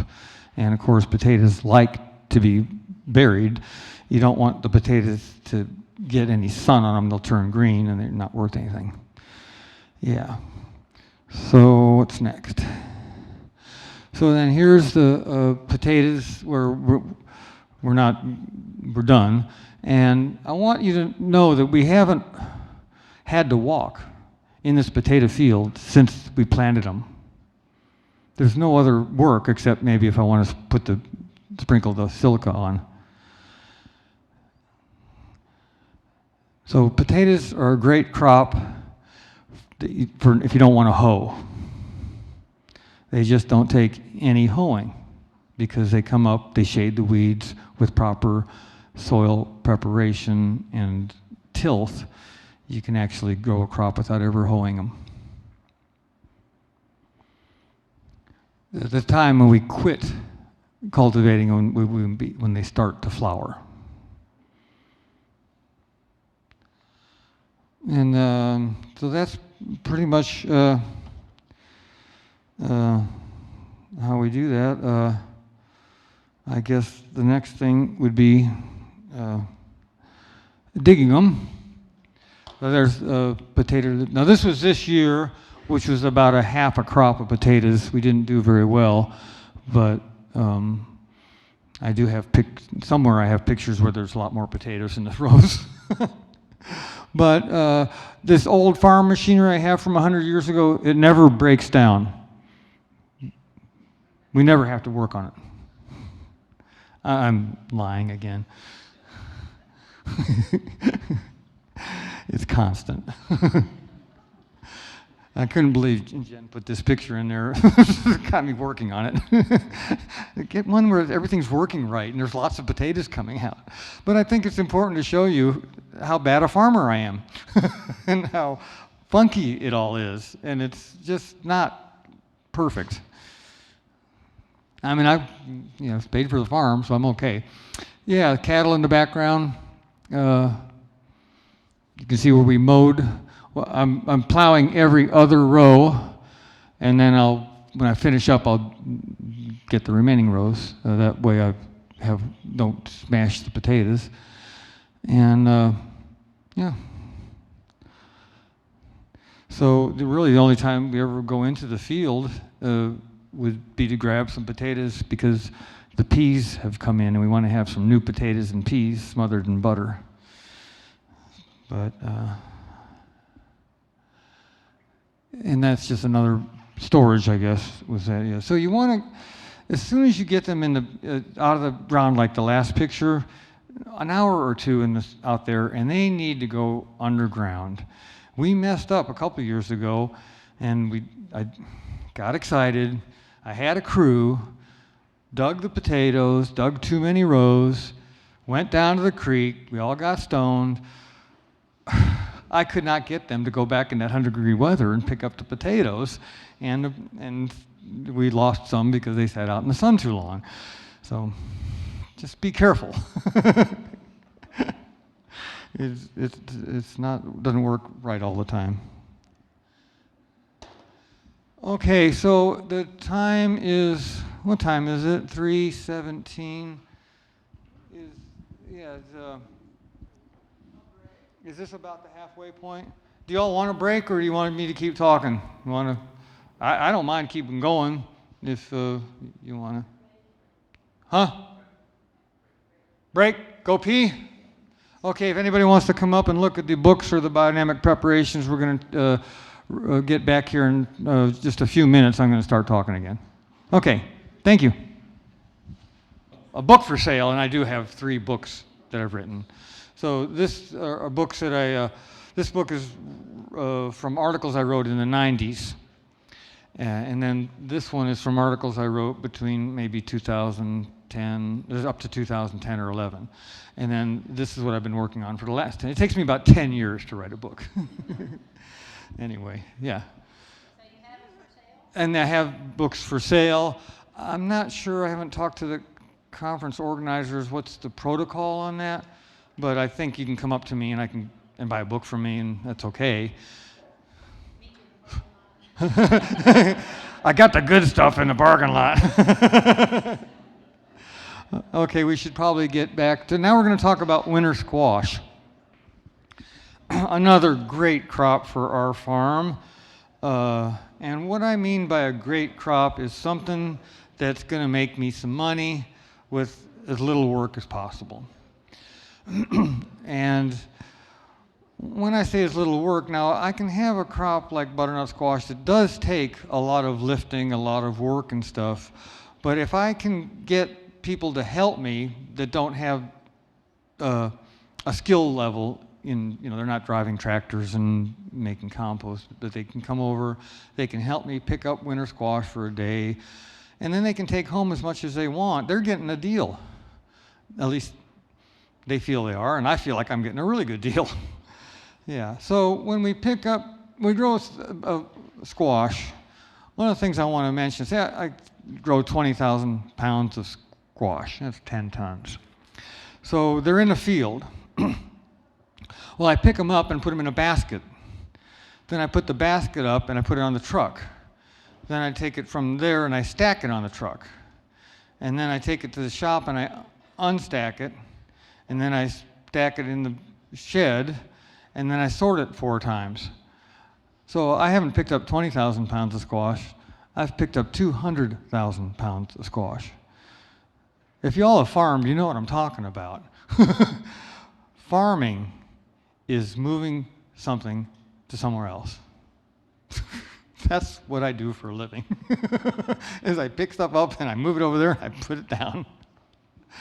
And so, yeah, again, the importance of having a community, friends, whatever you want to call it. I think it's really important part of farming that's lost nowadays. Someone asked me one time, what's the thing that you need most to make your farm successful? I said, hobos. I need those people that camp out down by the railroad tracks at the back of my farm on the creek here, and I can go wrestle them up every now and then to get my crop out of the field, and then they can go back on the back of my land and steal corn and whatnot, and then fine. But I need that. I need that flow of people. When I was a kid, we hitchhiked all over the country, and it was common to do that, and you would just see a farmer, and you think, we can't stay here and help you, go on to the next place. And this has been going on forever, centuries and centuries. Woody Guthrie and the whole Dust Bowl era and all the hippie and beat generations. And it's only recently that people are afraid to go do anything. It's kind of a shame, but that's what I think we need in agriculture is people. Anyway, that was a little bit of a spiel, wasn't it?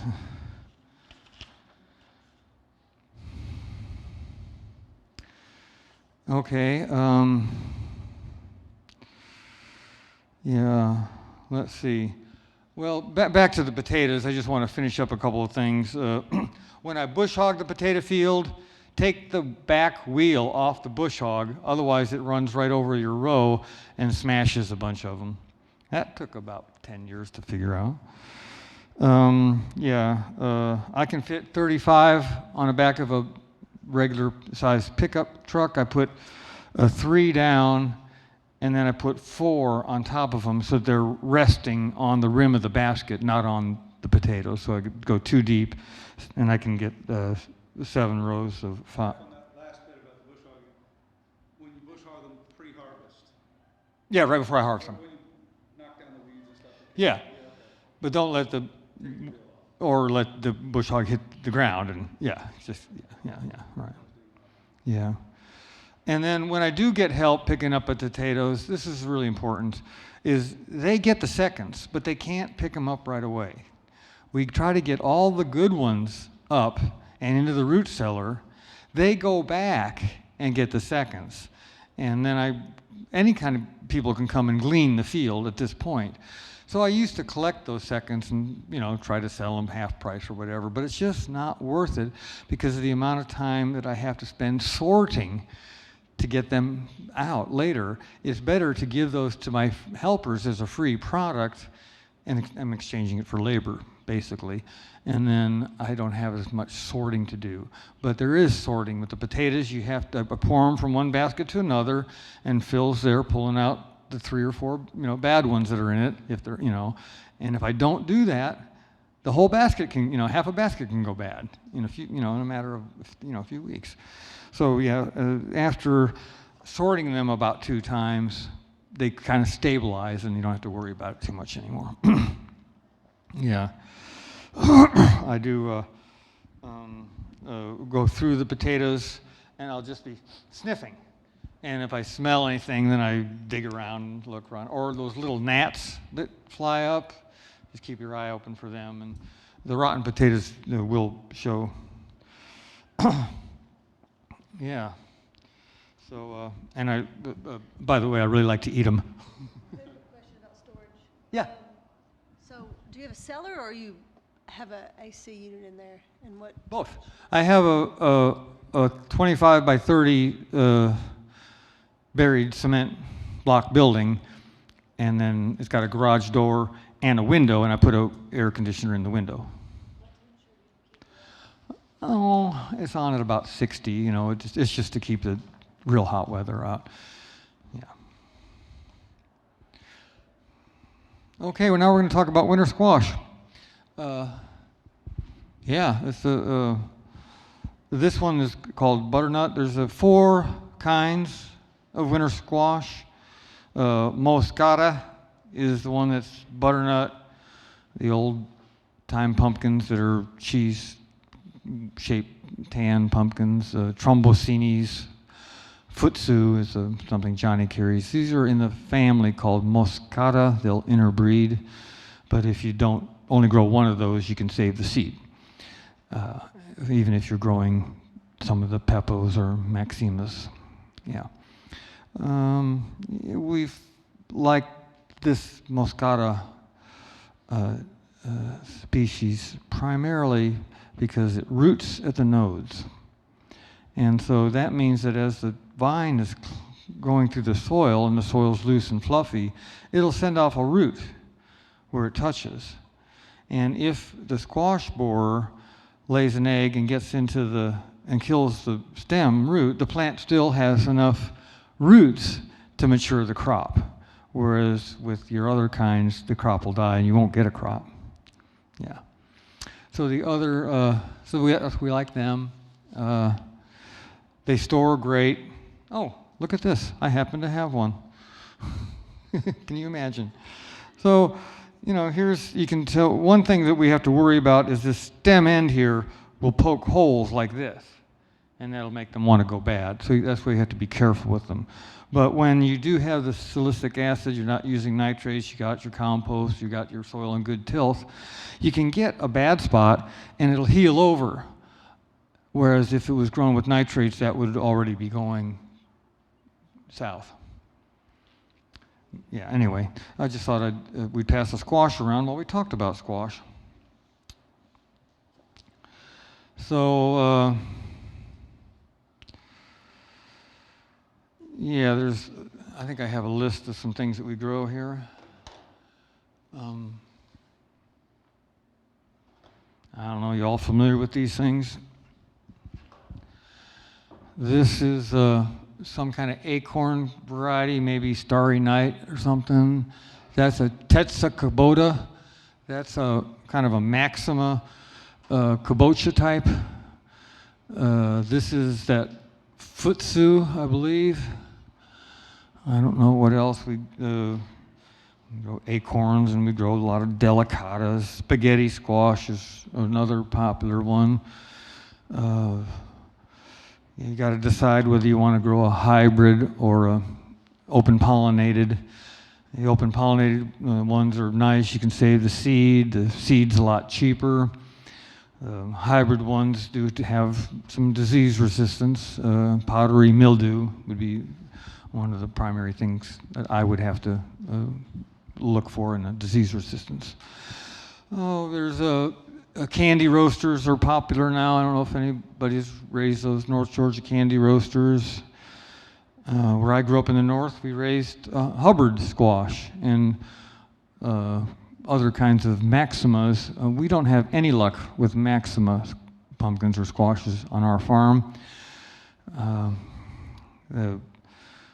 I'll get 1 bushel compared to 10 or 20 from the other kind, so I just quit growing them.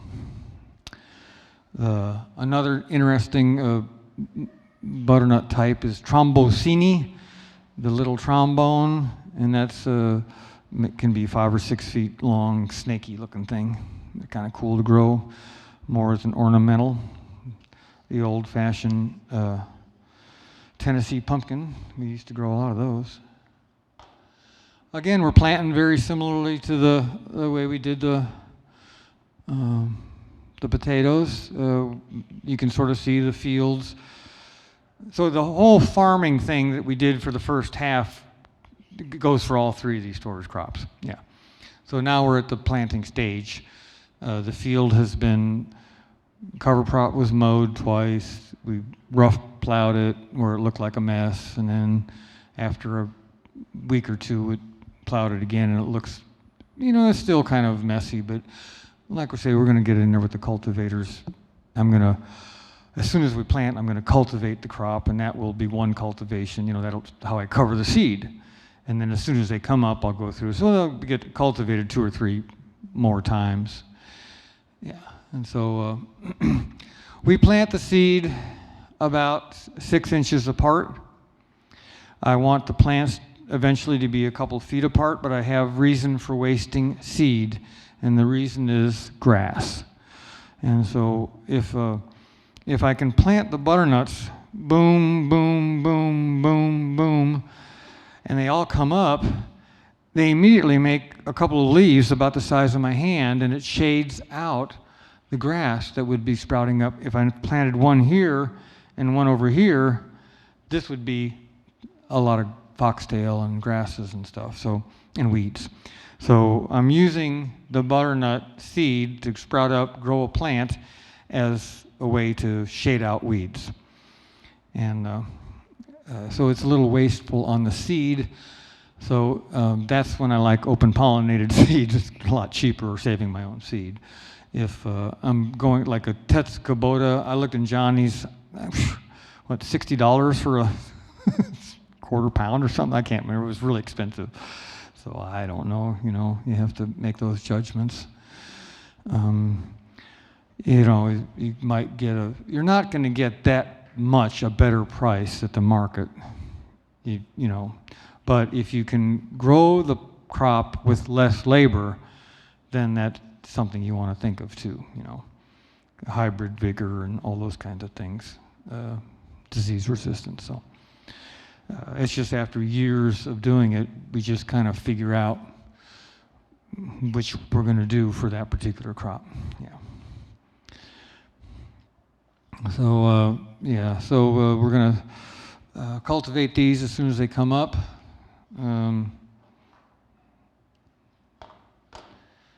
Yeah, that would be like here on the right.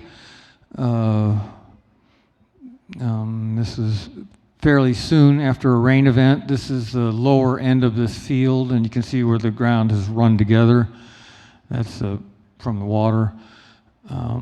So it'll be a few days before I can get in there and cultivate that field. This looks like I took the picture right after rain, this picture. Yeah, and then this is actually the same field. I'm not positive it's the same year. I don't think it's the same year because I think that's when I had peppers over there. But yeah, this is the same field. This is maybe a different. So every 4 years, each field gets butternuts. And so, and I've been doing this for like 30 years. Each of my fields have had these crops 6 or 7 times, yeah. So this would be kind of halfway. Obviously, I'm not cultivating anymore in there. And then by the time they get like this, I've probably already gone through with the loppers and cut composites. So we have the pigweeds and things like that, you know, we'll go through and hoe them at this stage, but there's going to be a few weeds that, you know, we miss. And then there'd be this giant sea of leaves, but then you'll see these things popping up, and they will get 6 feet tall, and I really don't want them to go to seed and all that kind of stuff. So my favorite way is to sharpen a machete, and then I go through there. You all remember Sinbad the Sailor Man? And so I go through the field like that and take down all the pigweeds and marijuana and all the big giant crops that are growing up in there. And then eventually we get this thing like that where you just don't even want to walk in it anymore. Again, we might use the silica or the horsetail because I don't want to have any holes in my leaves. I like the leaves to, you know, have full leaf. Yeah. Yeah, so this is just a pretty easy crop to grow. This one maybe I'll hoe out once or twice. Yeah. Are there vegetables on the other side of the apple trees? Over here? Yeah, on the right side. No, those are weeds. Or actually, there's grapes. Is there a field over there? Yeah, it's just a hay. I think I remember when you planted those trees, and they were like a width. Yeah. You had vegetables Yeah, yeah, I had vegetables all over. Yeah, it's too shady now for the vegetables. Yeah, I had an orchard up above this garden, and then damn if the orchard didn't start escaping out of the orchard and got into my garden. You might have helped me with that. Yeah. So anyway, there's a few apple trees there, and then underneath it, the ground stays moister, doesn't make as many butternuts, you know. So each year I'm kind of getting a little bit less rows in there. But anyway, that's the field culture. We do like to get in there with a little silica, with the yeah, and then I can hill these. That would be too late, and this would be too early. But I will get in there and hill. Yes, in the back. Wait a minute, and she'll give you the mic.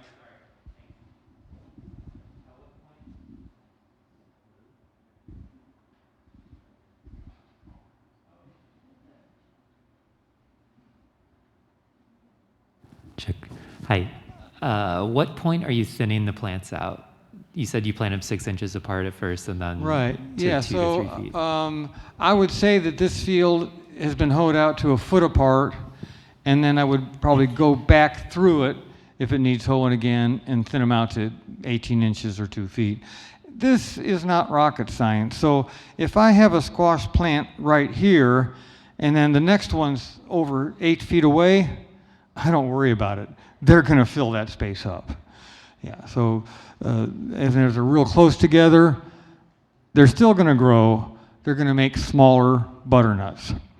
So I had been thinning them early to pretty far apart, and I was getting butternuts that were this big. My customers didn't like them. One year, by accident, I didn't get the hoeing done, and the field was way too thick, and all the butternuts were perfect size for my customers. Go figure. Here's a funny story. Treasure might even have been there. I don't know. I don't see her, but I sent the kids up to go pick the summer squash, and they went up to the field and picked butternuts this long, 2 bushels of them. I'm like, okay, my fault. Everything that happens on the farm is my fault. Whether it's the good or bad or the ugly, it's my fault. I wasn't clear in my instructions. I didn't get mad. Frustrated, yes.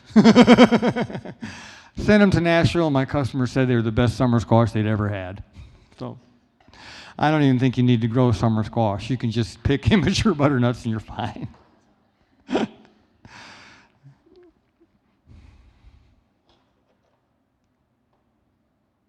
Yeah, there's really not much else to say about them.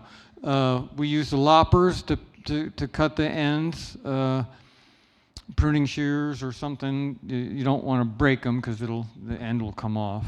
And then when we put them into the baskets, we try to be careful and put them, pointing towards the basket, not where they're going to hurt each other.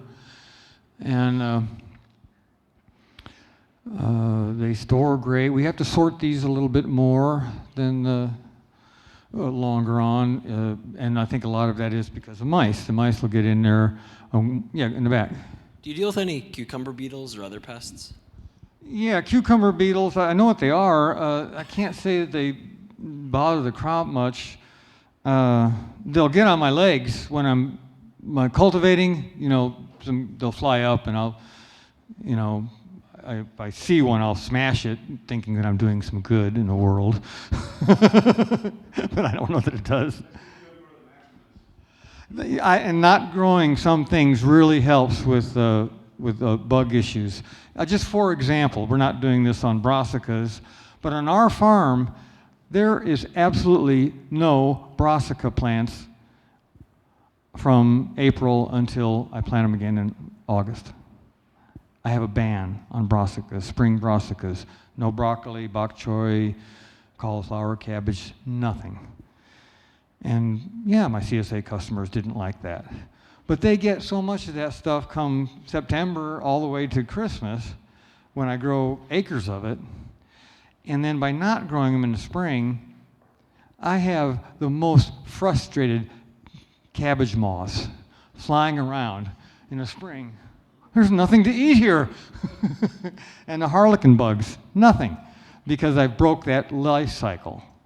And so with the cucumber beetles, I think that the most problem I would have with them would be in cucumbers and cantaloupes or in things of that nature, where I think it's the disease spreading that is really what the problem with them is.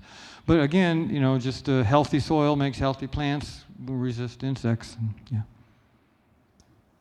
Do you have to, how do you think about the difference, like the different stems? Because I know that they have like different curing times. Do you have to treat different squash in different ways to make sure that they don't stay too green and kind of, and all the liquid leaves the stems? I haven't noticed any difference in the different kinds of You see them all squashes. the same? They do have that sap that comes out of the stem, but it usually just dries right up. I haven't had a problem. Now, mind you, I'm putting the squashes, when they come out of the field, they go into a well-ventilated storage area. There's a lot of airflow. There might be a barn that has, you know, boards with a lot of, you know, air can go through them. Or in here, it's I can open it up to with a garage door thing and get a lot of airflow. So I think that's really important, ventilation.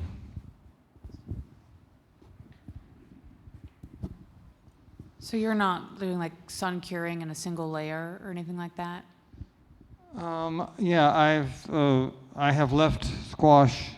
Butternuts aren't so bad, but I've left like acorn squash in the sun too long, and they get a sun scald, and they go bad, where they get too much sun on them.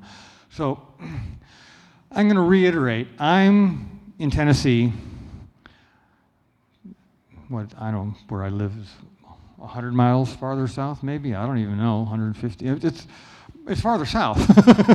And so I don't know, but we may be hotter down there than up here. We have routinely 100 degrees when we're harvesting these things. So I have to get them out of the field pretty quick.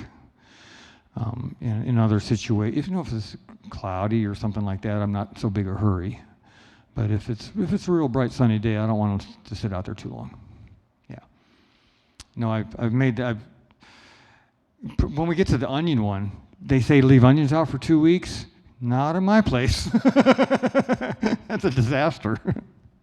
Yeah. Yeah, are there any more squash questions? Yeah. For long-term storage, are you just keeping them in this same location, or I'm just thinking about like temperature control? Yeah, after okay, they've good been question. sown? So this is I'm going to say 25 by 30 room. We stack them 3 deep. I think you can see that. You see how they're stacked on the stem. So we'll leave them in there, and they can take a light frost outside, but when it starts freezing, I move them to another part of, well, it's a gas station. You know how the gas station has that one side where the office was, usually has a couple of big windows? So I'm wholesaling. I'm trying to move them as quick as I can. I'm begging people, take these damn things out of my, get them out of my. People will say, they'll go in there, they'll see 500 bushels of butternuts, winter squash, and they'll go, wow, that must be beautiful. You must be proud to look at that every day. I said, no, I'm not. I can't wait till there's money in my pocket. I don't like to look at those things. So the other room, I can fit maybe 150, 200 bushels in. And in that room, I might have to put a heater in, like a little electric heater, which I did this winter. I had 2,000 pounds. I couldn't, and it became the holidays and nobody wanted to deal with me. And so I just sold them a few days ago and got to turn the electric heater off, and that made me feel good. Yeah, and they're selling very high now. These things are worth a lot of money. I don't know what they get them in the markets, but I'm getting a couple dollars a pound. Wholesaling. I don't know what she's selling them for. I can't even imagine. But Yeah, they're easy to grow. I mean, you don't want to, at that kind of a price, you can't hardly grow. You don't want to be selling a 4 or 5 pound one. That's $8 or $10, you know. You're going to want to get them a little smaller. I had some that got too big this year, I thought. Okay, is there any other squash questions? Do you wash them with Sanidate or do you leave them dirty in long-term storage? Okay, yeah, do I wash them? Yeah, so this is a big question, issue on my farm. I refuse to wash vegetables. And it's because of my teacher, Trauger Groh. And he was German.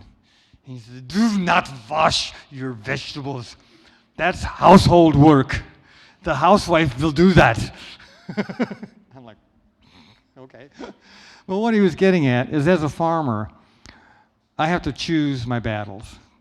And just washing vegetables is, in my life, I've probably saved 1/3 of my time by not washing vegetables. Yes, I have complaints all the time about it. I am really good at listening to complaints. I've had a lot of practice. But yeah, so I sell them like that. I would say that Lauren washes them before she sells them, or at least, yeah, but she's got a lot of money. She's got, a lot of helpers at $15 an hour, and she's got a storage area with those trays where they have the water and the brushes, and they can send them through. You know what I'm talking about? Yeah. I mean, she's set up for it. She's a retailer. I'm not set up for it.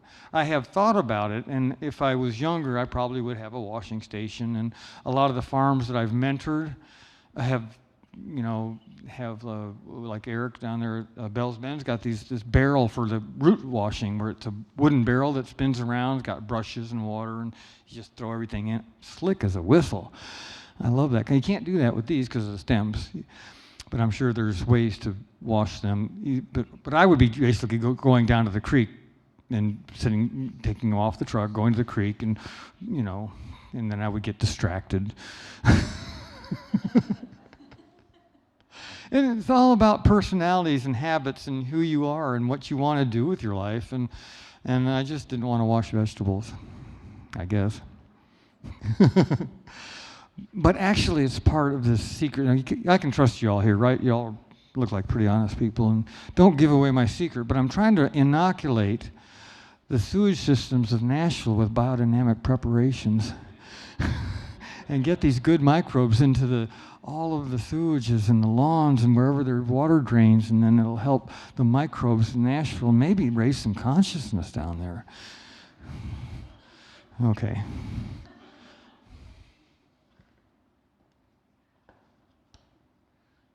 That's a very redundant picture. Yeah, so I buy these baskets for years, $5 a piece, like from Louisville. Ken Mulch had them. Now they're $6.50. And so what I'm doing on my farm, and this is again must have to do with my personality, is I don't want any plastic. So I don't want to use plastic trays. I want to use bushel baskets. You notice that all my farm equipment all the stuff that I have is what my local farmers used. I had this idea 40 years ago that I wanted to use the exact same things that my neighbors had, but just grow potatoes and squash and sweet potatoes and things like that instead of tobacco. In other words, I'm doing with the same equipment that they had. And so I just wanted to kind of, oh, hello. Yeah, I just wanted to show that you don't have to have a whole bunch of different kinds of things and be new about this. I'm just raising vegetables in a way that you would raise tobacco, basically. Yeah, and the baskets break. It's a pain in the butt. But I tell people, if I raise, especially with the sweet potatoes, I raise my own seed. I make my own compost. I do all my own labor, or else I get friends to help me. The vegetables in these baskets don't cost me anything. They're free. My expense is the $6.50 for the basket. And people want to keep the basket. When I sell them a basket of potatoes, I said, no, the basket's got to come back. You can't have the basket. Okay, so here's another crop that we grow a lot of, and that's sweet potatoes. So when I was a kid, I was grafting fruit trees, and I went to a little meeting back in the 70s, and some old man said, you need to come to my farm. My grandpa was a horticulturist and grafted all these old King Davids and old-fashioned varieties of apples, Arkansas blacks, and this. So I went over there, and he did. He had the strawberry apple and the little red bird and a lot of these old-fashioned apples that I'd read about in my old books. But here was somebody whose grandfather had actually been grafting them back in the 1800s. Anyway, at the end of the day, he said, I got something else for you. Grandpa grew sweet potatoes. 75 years ago, he was growing the little golden nugget.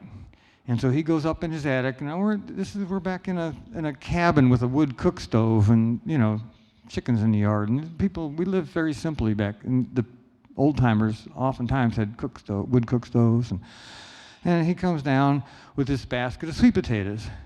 And he hands them to me like he's giving him a baby, real gently. And he says, and he kept calling them person. They had like a personality. They were them. And they have milk in them. So you don't want to move them around them much. They don't like their milk to be moved around. So I dig them and I put them in the attic and I never move them again. Unbelievable. They keep all winter long if you don't ever move them. And so this is the little golden nugget. They do make bigger ones than this. But this is what I've been growing. I tried lots of other varieties, and this one's the one I like the best. And then I had a real interesting experience this year. A guy comes over, an old gardening friend, and he said, Jeff, my sweet potatoes not only flowered the year before last, they made seed, viable seed. And so he brought me some sweet potatoes that he had grown from seed. I'm calling this James Craig, that's his name, and the guy left my farm to go to his 90th birthday party. This guy was an amazing, I don't know if he's still alive, but I'm going to call him when I get home. These are the sweet potatoes that he was growing, and it's a variety that I like a lot. So I just picked some sweet potatoes up that, this has got a bad spot in it. Or hit it with the plow or something, but it's still keeping real good, and it'll be fine for seed, and, it seems like some of the other ones were kind of bunged up or whatever, and, so here's one you can sort of see where skin came off of it, but it's still keeping good, and it's still wanting to sprout, But that, I think, is from that silicic acid and having, this ability to store. That's really important. And also, when things store well and have silicic acid, they're also going to be pretty nutritious and good for you, too, I think. So, yeah, we love sweet potatoes. Great crop for the farm. Let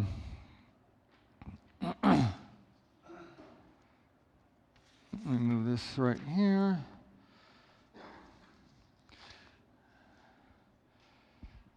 So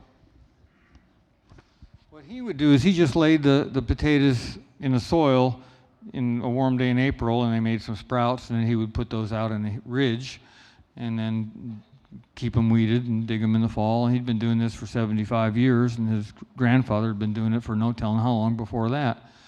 And many people did that where I live, and it's a great food source. Anytime you go to any southern place where there's poor people, you'll find sweet potatoes. Who made them real popular in the South was a great horticulturist, George Washington Carver. And he was an early proponent of organic farming and helping the people that had worn out soils find crops and ways to improve their soils. Yeah. If you don't know about him, look him up. He's kind of cool. Yeah. No, Coyne was the guy's name, Coyne and Chelsea. Coyne said, yeah, just plant them out on a ridge, and then tickle them. I love that. Just tickle them. And that was how he checked evaporation and kept the weeds down. Yeah, and then so we're going to go to the next slide, and I'm going to show you how I make the sweet potato bed. And so I get horse manure, and I lay it down about 8 inches deep. And when I say that, I'm lying again. It may be 2 feet deep in one end and not be any here and then be a foot over there. I just throw it out there, And I usually don't bother to rake it too much. And then we put a little sand on it, or black sawdust, or black wood chips or something like that. It doesn't, I don't like to use soil on top of them because then you get a lot of weeds. So that's what the advantage of using sand or some rotten wood chips. And then we just lay the potatoes down so they're not touching each other.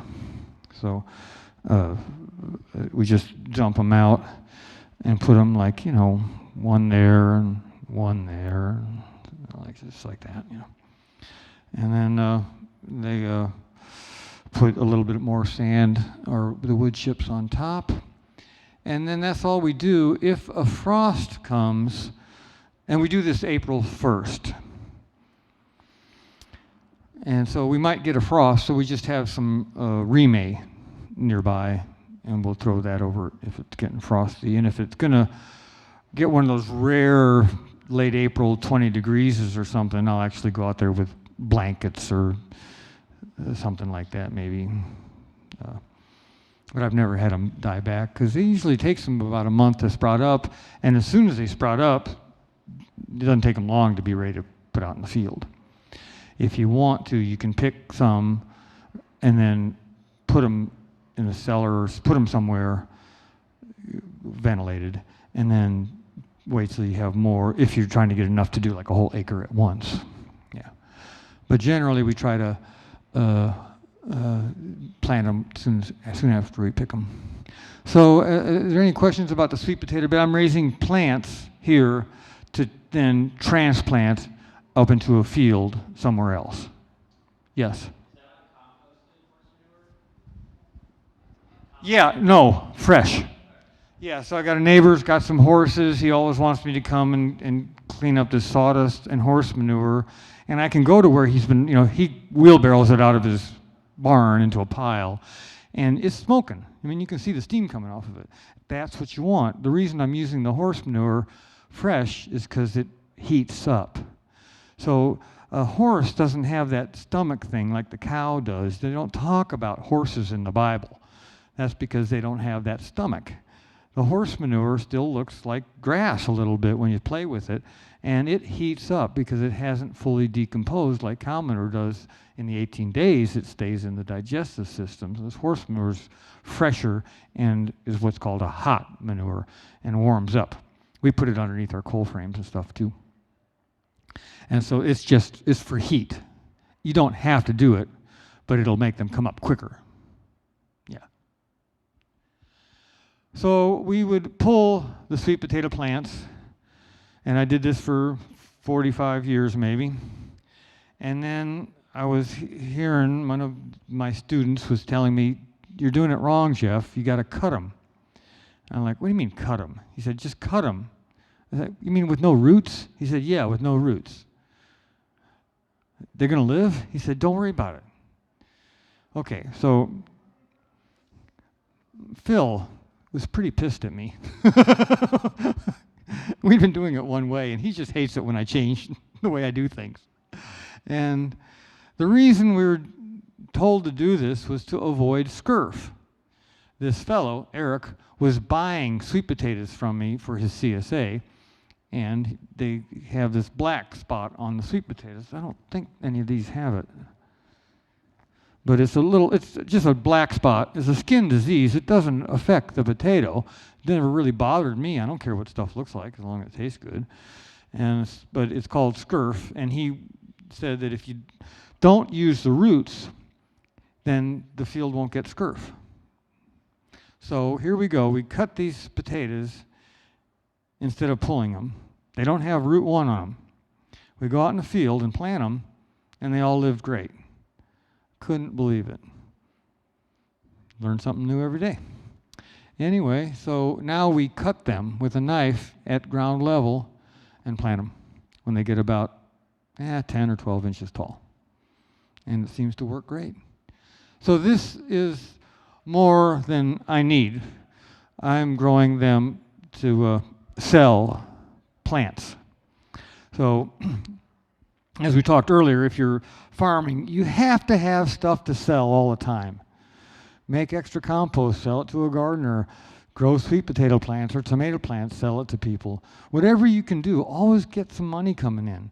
So I was growing these big things, and I would plant my field, and then I would just tell anybody could come over and get free sweet potato plants, and it was great. Well, then I had a lady living with me, Christina, who was quite the marketer, and she said, I'm going to try to sell some of those. Well, I was used to sweet potato prices, you know, $1 for 100 of them. I remember when they went up to $3 or $4 for 100 plants. I was like, you know, you can't make any money that way. She said, what are you talking about? We're charging $40 a 100. And I make a couple $1,000s now every year on just selling sweet potato plants. The Shaker Village down the road here buys a couple hundred from me every year. And you know, if you all want to try these, I mean, I'll give you the plants, but if you want to, I'll sell them to you too. Yeah. I'm the gardener. I've been the gardener at Shaker Village for the past couple of years. Oh my gosh. Yeah, I've been growing your slips and they grow great. So I can vouch for you. Yeah.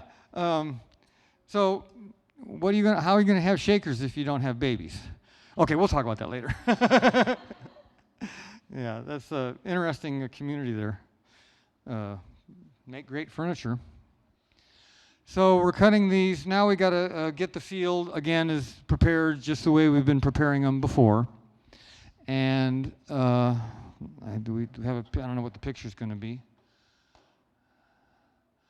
Okay, so I don't have a good picture of ridges, but this time we take the bare field, I lay out the rows like I do with the other thing, but then I go over them with that hiller thing before I plant. So this time we're making the ridges right on top of that furrow, and so now I have ridges every 44 inches, and they're about maybe this tall and like something like that. And then we put the sweet potatoes on the top of that ridge. So there's a lot of reasons for this, but one of the things that intrigues me, remember when I was talking about the rows and the waves? Plants don't like to grow in flat land. They like it to be like this. I like it to be like this. The reason is, if it's like this, there's way more air available than if it's flat. When it rains, the water moves off and it doesn't puddle. When you hoe a hill,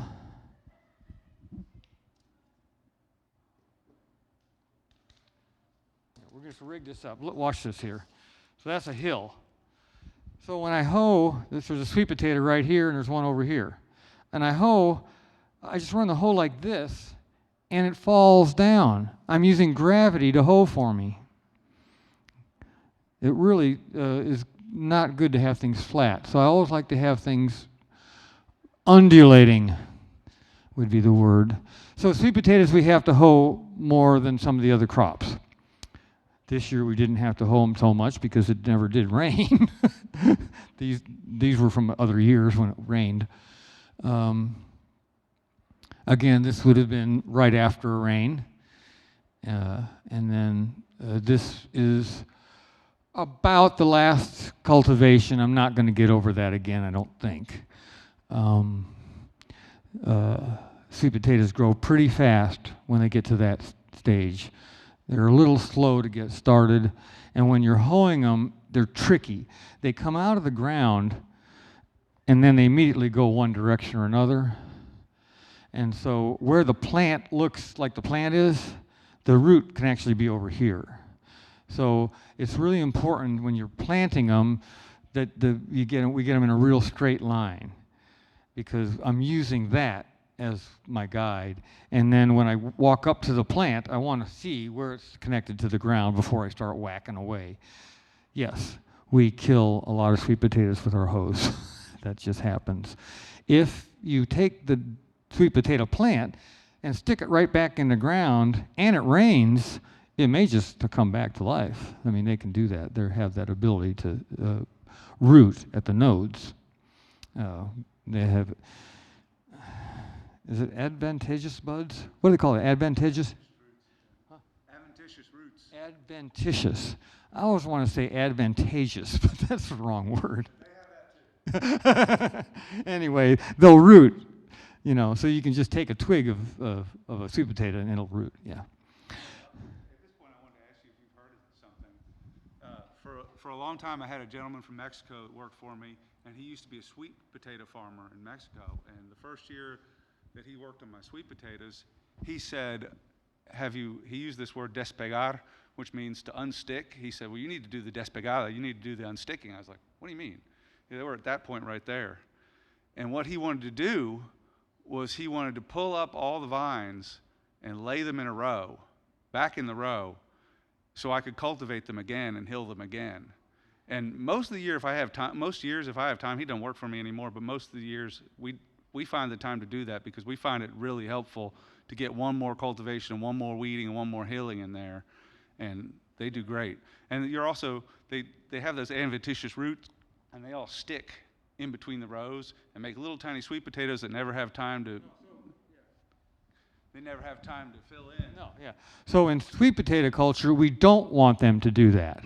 So what we're doing is we're cultivating. Looks like this has just been cultivated. And what he's saying is that you might want to get in there again. You might have to go by hand. Now our fields are too big. We don't really want to get in there by hand at this point. But what I do is I just take off another tine of the cultivator. And I have used those things they go down and they're like bars. What do they call them? Knives or something. Yeah, or goosefoots, yeah. But I didn't like them because I could never see where exactly it was. And yeah, but yeah, it's on the sweet potatoes, unlike the squash, I'm kind of glad that they do that. These ones, I don't want to do that because I want all their energy to go to the one root thing where I'm going to be digging them out. I don't want a bunch of little, yeah. Yeah, no, that's great. We can learn a lot from other cultures because they've been doing this a long time.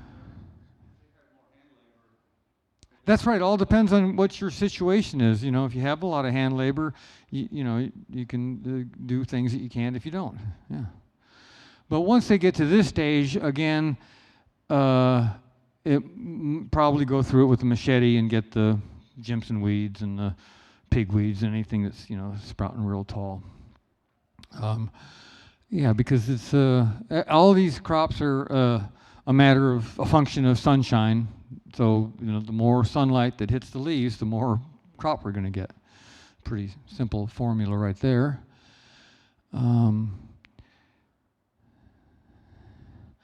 There are varieties that, this is called a crowfoot variety. I think maybe Centennial or Puerto Rico bunch ones that have the more like heart-shaped leaves. Those do shade the weeds out a little better than the crowfoot varieties do. But it doesn't take a week for this field to look like that over there. I mean, they jump when they get to a certain stage, in which case I think it's best to just stay out of the field and leave. There's something to be said about just leaving everything alone.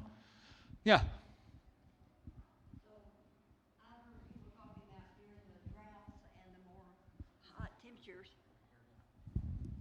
I've heard some people talk about during the droughts and the more hot temperatures that they're getting more deers coming in and eating the sweet potato leaves because it tends to survive better in the drier weather.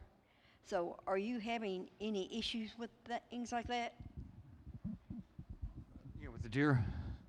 Yeah, so she's bringing up one of my sore points with the... So I'm required by law, just like you are, to feed the king's deer. We don't own the deer on our property. They belong to the state. And we can't shoot them during the growing season. And so we're forced to graze a deer for the king. Unless you want to be Robin Hood, which I don't have the wherewithal at this stage of my life, I have to have a 8-foot tall fence. So all these gardens that you see have an 8-foot tall fence around it to keep the king's deer out. Otherwise, I couldn't grow crops. I still can't grow crops on most of my farm because of deer. I would have big fields of cowpeas and legumes and sweet potatoes, and I could really do some serious grazing, mob grazing, and just get big fields of really luscious corn and soybeans, and then graze it and go to the next batch. And I have all these things I could do except for one problem, and that's deer. Do you all have white-tailed deer problems? I don't know what to do about it. It's there's more revenue made from hunting than from farming, would be my guess. Yeah. Well, here in Kentucky, we have what's called a nuisance permit. We have a nuisance permit, yeah, and you can just report to the local county that, you know, there's wildlife, you know, raccoons or deer damaging your crops, and then you can shoot them out of season if you need to. I was having a lot of trouble with deer in the. When you're talking, realize that everybody wants to hear you. I was having a lot of problem with deer in my crops, and I asked him about nuisance permit. He said, "Well, if they're doing crop damage and you catch them in the act, you don't need a nuisance permit." And I said, "Great, I'll go out tonight with a light and a shotgun." He's like, "Oh no, you can't go out at night and do anything." And I was like, "Oh, come on, they don't come out in the daytime." So mine told me that, yes, I could get the nuisance permit if he came out and saw the crop that was eaten by the deer. Well, it's not going to be any good at that point. They've already eaten my crop. Anyway, it's a real issue. I had to put up 8-foot fences just so I could sleep at night, and it works well. For the first 20 years or 25 years, at this point now, these fences are all growed up and falling over. You can see part of it on the edge, the left side of these pictures. It used to be 8 foot tall. Now the honeysuckle's got it down to about 6 foot. And deer can get in here, but they generally don't. You know, if you have these fences up, they don't really want to jump a fence and go into some place. Yeah. What's been working good for a lot of people is what's called a double fence, and this is where you put up 2 wires around your garden. They don't have to be electrified, but you have 2 visible wires at 5 feet and 1 at 3 feet. And then you step, as your garden's back here, then you step out about 4 feet, and you put a whole other fence around it at 4 foot tall that's electrified with aluminum foil on it and has peanut butter on it. And a deer's head is shaped like this and has eyes back here so that it can see behind it. A deer can see 270 degrees without moving its head. But it can't see in front of it with both eyes. It can only look with one eye or the other because of the way its head's shaped. Because of this, a deer doesn't have depth perception.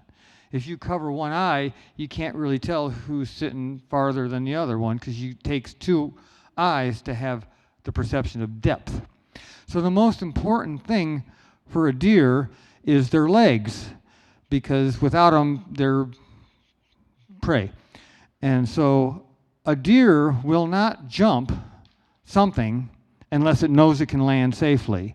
And if it sees something over there but doesn't know how far it is, it won't jump it. I thought this was the most ridiculous idea I ever heard of in my life. 15 years ago, I was asked to go put a garden out for this rich lady. And she's like, I want to plant watermelons here. And I said, we'll have to have a deer fence. And she says, I don't want to put a deer fence up, but I want to grow watermelons. I said, well, I can't grow watermelons if there's a deer problem. She said, well, I've got money. I said, money's not going to help. And then I came across this idea, and I said, well, we can try this. I don't think it's going to work. And we did it, and it worked great. And I've been reading about it. Premier Fencing has a 3-page article about it. It's, what do they call that? It's three-dimensional fencing. Yeah, three-dimensional fencing. And deer, you can trick them. So another thing you can do in a garden, if you have a fence, just grow your staked beans or tomatoes in the first row. They won't jump that because they don't know how far that row is, even though they could easily jump both of them. They can't tell that, and they won't do it. Anyway, that's a little deer trick. I have found that the scents thing, toilet bowl cleaner, Irish Spring soap, I have never tried the lion manure. But anyway, those things only last a day or two. If a deer goes someplace and doesn't get hurt, it'll probably be there the next day, especially if it's found something to eat. Sweet potatoes are probably their favorite food. So it's not, ma'am, it's not just in the dry weather. It's all the time with the deer. Yeah, any more other sweet potato, growing sweet potatoes questions? Yeah. Cultivate them, are you, when you say you cultivate the sweet potatoes, are you re-hilling them? Or are you just using knives or? Yes, am I re-hilling them? Generally not with the sweet potatoes because they have so much. I have tried it before, but I can't be very aggressive with the hillers. In other words, I'm one of those people who talks with their hands. So the hill, you would put them about a 45-degree angle, but you can set them a little less. They don't throw as much dirt up, and I might do that.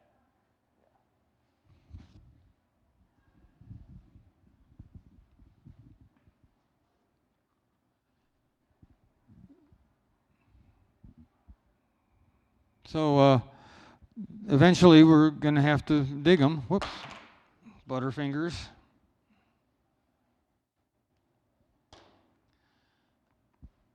And that's not the greatest picture, but it just sort of gives you an idea. Yeah,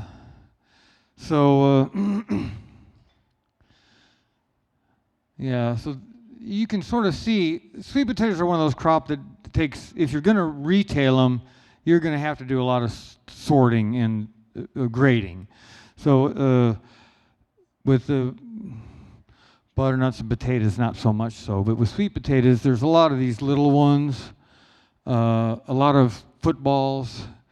There's a sort of a premium size that most people want, but what you do is you just get creative marketing, and you might go through and pull these out, and you call them roasting sweet potatoes or fingers or something like that, and you'll get people that want them every time. I want those little ones. They cook up and rub them in olive oil, in 20 minutes they're done. You go to a restaurant, and they like the big ones. It's you get a lot more sweet potato per skin, per amount of washing. And so some places cooking them and then selling the final product, they love a big butternut or a big sweet potato. That's fine. But most customers are going to want this kind of particular size that's going to be about half your crop. So you got to figure out what to do with the rest of them. And then I was going to point out this one up here. Something happened to that one. Now that might have been mouse damage in the field. It looks like that. It can also be where I cut them. This one here maybe got, with that potato digger has a blade at the bottom. I might have got too shallow and cut the bottom of them off. But a sweet potato will heal up pretty good. I was passing one around here. I don't know if they got, but it had a pretty bad cut on it, and it still is keeping pretty good. So they have the ability to heal up and store pretty good. So That's been a great crop for us. It's particularly the butternuts and the sweet potatoes are very drought resistant. They have these tap roots that go down, and if you've opened up your soil in the fall and got some water down in your subsoil, and then you keep the soil loose, the way this works is, I'm going to try to explain this because I think it's really helped me with this non-irrigated farming. There's three kinds of water in the soil. There's subsoil water, that's the water table, yeah. And so there's, anytime you dig, at some point you'll come some water, yeah. And so the other kind is called film water. And so it's on the crumbs of the soil particles surrounding the soil particles. It's a little thing of water. It sticks to it by adhesion. It's not adhesion. What's that word? Is that it? Adsorption? Where things like if you stick a rock in the water and you pull it out and it stays wet, it seems like the water would fall off, but there's something that holds water. Surface tension, yeah. I think there's a word for it, but that's what. Yeah. Anyway, so if your ground has a lot of crumbs, it's got a lot of water around each of those crumbs. Now, when those crumbs are pushed together, like when you step on the land, then that water goes to the top and evaporates out. So that's why when we have a field,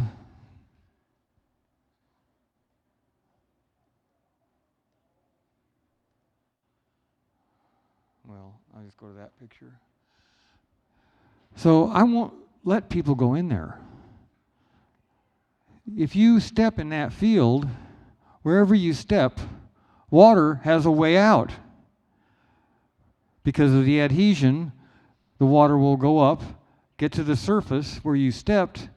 Have you ever been in a garden where the ground is dry, but there's a footprint and the footprint is wet, is damp? That's what I'm talking about. That's because of this, when you press it down, then the water is able to come up and evaporate out, which we don't want because we got to save that water. What we want to do is keep the soil loose and on top. Then what happens is that the plant uses the water up around it. So then the soil around the plant roots becomes dry. And this is where the magic happens. So there's water underneath and dry soil up here. The third kind of water is capillary water. When you take a paper towel and you dip it into a glass of water, the water goes up the paper towel. So water moves from a wet spot to a dry spot, irregardless of gravity. It defies gravity. It moves upward. So the dry soil then, around where the plant has used that moisture, that dry soil then basically is sucking the moisture from the subsoil up, using it. It transpires, dries the soil out, and gets more water. That's where I'm irrigating from. I'm irrigating with mineral-rich subsoil moisture that fell on that piece of land. I'm fertilizing my fields with nitrogen that came from the air above my farm. Maybe it's gone through some grasses and legumes, and it's gone through a cow, and it's gone into the manure, and then it goes into the compost pile. But that nitrogen originated on our farm. And when you have things like this within a closed farm system,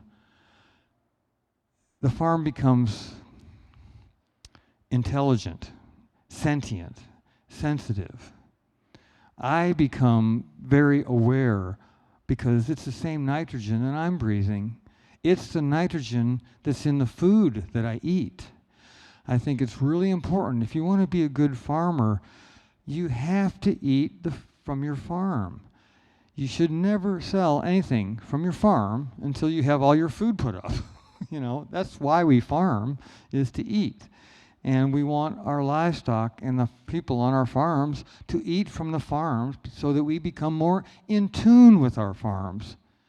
Is this too esoteric? Well, I'm not going to be too esoteric for you, Todd. But it is. It's almost like spiritual. It's just kind of cool. And that's what we want to farm from our inner feelings and from what we think is right for the farm. And we really have to get out of the habit of farming like for money. I'm not going to grow anything unless I can make money on it, believe me. I have to have money as part of my equation, but I just have to know where that money part of the equation goes, and it's not really my end goal. My end goal is my own health, the health of my friends and my family, the health of the people that I sell the food to, and I want to grow food for human sustenance, for the human consciousness, to raise food that is vibrant. You eat it and you just want to go do something. I don't know if you know what I'm talking about, but yeah, so I'd love to open it up now. We've got, I don't know, maybe 20, 25 minutes left, but I think it'd be a good time. I want to know why are you here listening to me talk? I mean, surely you got a farm somewhere with lots of cool stuff going on. What do you tell me about your farm, ma'am? Elmwood Stock Farm. Elmwood Stock Farm. Yeah, I'm the production manager there, and we have a CSA and sell to farmers markets and wholesale. Yeah, John Bell. Yeah, he's last year he did the a meeting on plastics and things like that. So I am so curious about how to do farming without plastics and to do the no-till method. That's why I'm like, how do you do it? Because we try very hard to do as much no-till as possible, but so much of it, like, we just find that we just are overcome with certain things and tilling a lot. So I'm really curious of your process and how you're able to manage that. So I'm going to have you all talk a little bit, and I'm going to comment on it. So do you all hear what she said? Yeah. So the biggest hindrance to farming is something called dogma. It's feeling, like don't ever till. That's like a dogma, or don't ever do anything, or you have to, we have to be real careful to just look at what's going on and be observant. These old farming books I have, one of them says that the reason, what we're teaching these children is how to observe. We're teaching them the difference between learning by deduction and learning by induction. And these are things that I learned early on in my life because my dad was a math teacher. But when we learn by deduction, this is the way the scientific method is, where you take a general principle or a hypothesis and you make repeated observations and experiments and try to prove that general principle. That's called deduction. That is how to study the inorganic world, and it works great, and it's responsible for all the great machines we have and all the wonderful things and this, that, and the other. But it's not the way to understand nature. Rather, we want to learn by induction, which is making repeated observations with no dogma, with no general principle, and we just keep making repeated observations until we find the general principle. It reveals itself to us. Yeah, and so there's a fundamental difference between the two, the study of inorganic world or the study of the organic world. Yeah, and this was quite the difference between Newton, who was the world's greatest deducer, and he explained very succinctly how the apple and the earth meet, how the apple falls out of the tree. It was about 100 years later where another fella came along who was more interested in induction, and he said, how did the apple get up in the tree in the first place? And that's what interested him, which is the life part of it. When the apple breaks off of the branch of the tree, it's no longer alive. It's dead. It's not connected. Yeah, of course it falls. But what gets it up there in the first place It's this whole process of growth and the sunshine and the moisture, and it's like a very complicated thing that we have to observe and observe and observe and observe, and still we don't know. And we just have to live with the awe and the wonder and the questions. And that's really hard for us to do when we've been taught deduction, reductionism all our life, and we're just not. But a true scientist doesn't ever know anything. They always have questions, and as soon as they find something, it just leads to 100 more questions. And that's what we have to do in this working with this kind of stuff. And it just takes the repeated observations and then learning how to draw conclusions, after we've had the observations, not jumping to conclusions beforehand, but like no-till. Well, I'm not going to till. Well, then how am I going to get air in the soil? Well, I'm going to let the earthworms do it. That might work, but what happens if it rains a lot? Then the soil gets waterlogged and there's no air. There's not going to be any worms in it, and various things. So till, no till, until. You need to till, then till, until. You can no-till, and then no-till, until you need to till. Yeah. So I want to hear about your place. My place? Yeah. Okay. My name's Cole. I work at a really wonderful place that kind of got me interested in my place now. It's a diversified, certified organic vegetable farm, small market farm, CSA, couple markets. It's in Independence, Kentucky. And it's a great place. It does a lot of things that now in retrospect, I guess I can look at and say, well, I see how this works for a business model, but I'm not going to apply this to my place and how I'm moving forward. And I guess I'm lucky enough to where I do make some income like off my farm so I can play a little bit, but it's given me the time to be able to, I feel like, I'm here, obviously I've been watching like your videos on YouTube, like old volunteer gardener channels and different things. They look really good, don't they? Yeah, they look really good. And for one reason or another, my direction is taking me towards like these storage crops and potatoes and sweet potatoes too. So for the last few years, I've been experimenting with growing some and just trying to soak it all in because there's a lot of stuff to try. And I'm sure you're still tinkering and trying 50 years later. So that's what I'm up to. Same stuff. So Cole's getting paid on-the-job training. Yes. And this is really important. So I got a farm. Well, I grew up on a farm. So I guess you could say I had a farm. But when you grow up on a farm and do you think I wanted a farm? You know what I learned? My dad was a farmer. Do you think I learned farm work? No. I learned how to get out of farm work. I was running away from it the whole time. But to be able to work on a farm, particularly a good one, when you're young, I think is really important to do. You just can't read books and then go buy a piece of land and farm. That's just not going to work. You have to actually do it and milk cows and watch things die and make mistakes and run the farmer's tractor into a tree and just all those kind of things. Do y'all have a farm?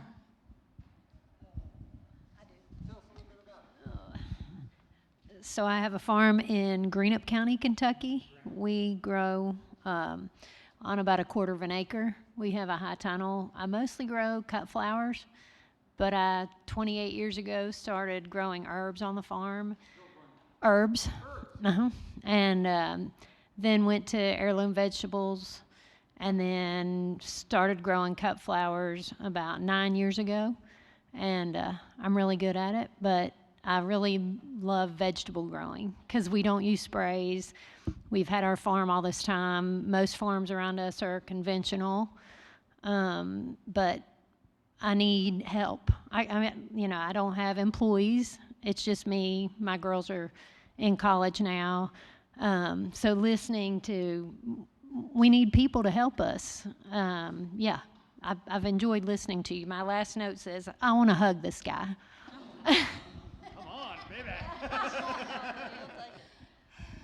Yeah, so again, the need for young people to get on the farm, and yeah, I think this is really, really important. I'm not sure how to do it. When you work with like the University of Kentucky and something, do they have like programs where they take the kids out to farms like yours and help you and stuff? I mean, it seems like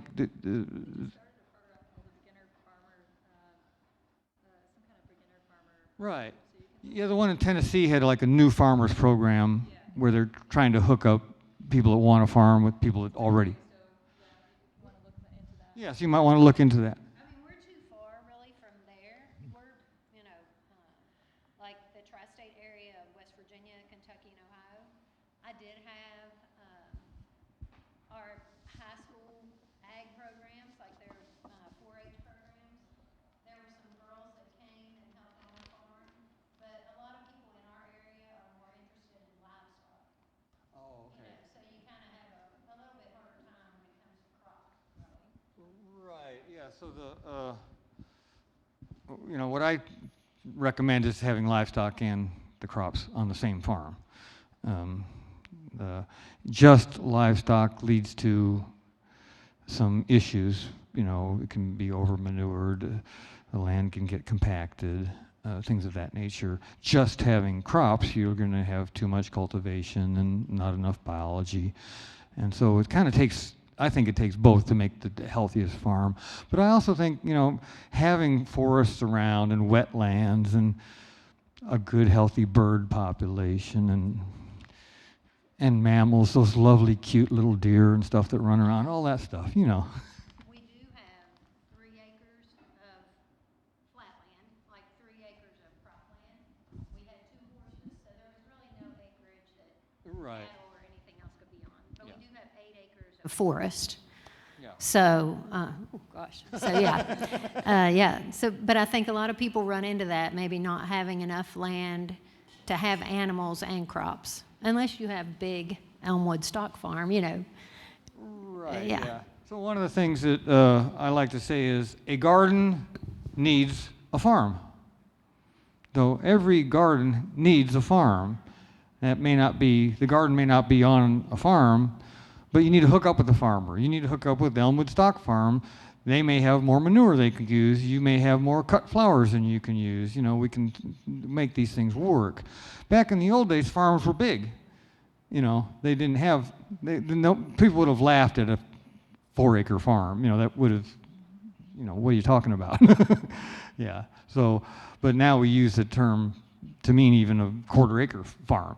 But a farm generally in the old days implied cattle and fields and, you know, a whole bunch of pasturage, really. Yeah. So, well, I'm going to give it to Todd because I think he is trying to take a flower farm and turning it into a vegetable farm, right? Oh, I just raise vegetables. My in-laws raise flowers, cut flowers. My mother-in-law is Teresa from Hazelfield Farm. That's my wife's mom. They just live right down the road from us, but our operation's separate from theirs.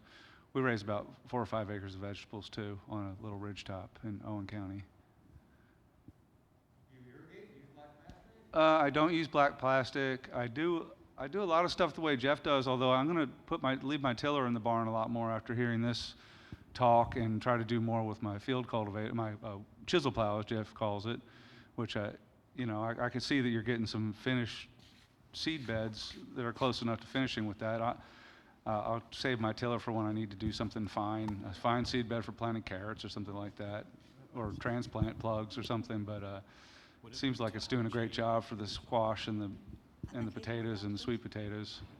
Yeah, you notice I picked the 3 easiest crops. Yeah, I'm a market grower, so some of that stuff, some of that waiting and patience is a little harder when you have to have stuff for the market. That's right. When the market opens on May 11th and you have to have early crops, sometimes I have to push cloddy seed beds and stuff like that a little more than I'd like to. Yeah, so Todd's bringing up an important point about early on in the spring. It's hard to get those to the early markets. I was particularly had a hard time. I live up north of Nashville on the Highland Rim, So Nashville is actually a half a zone farther south.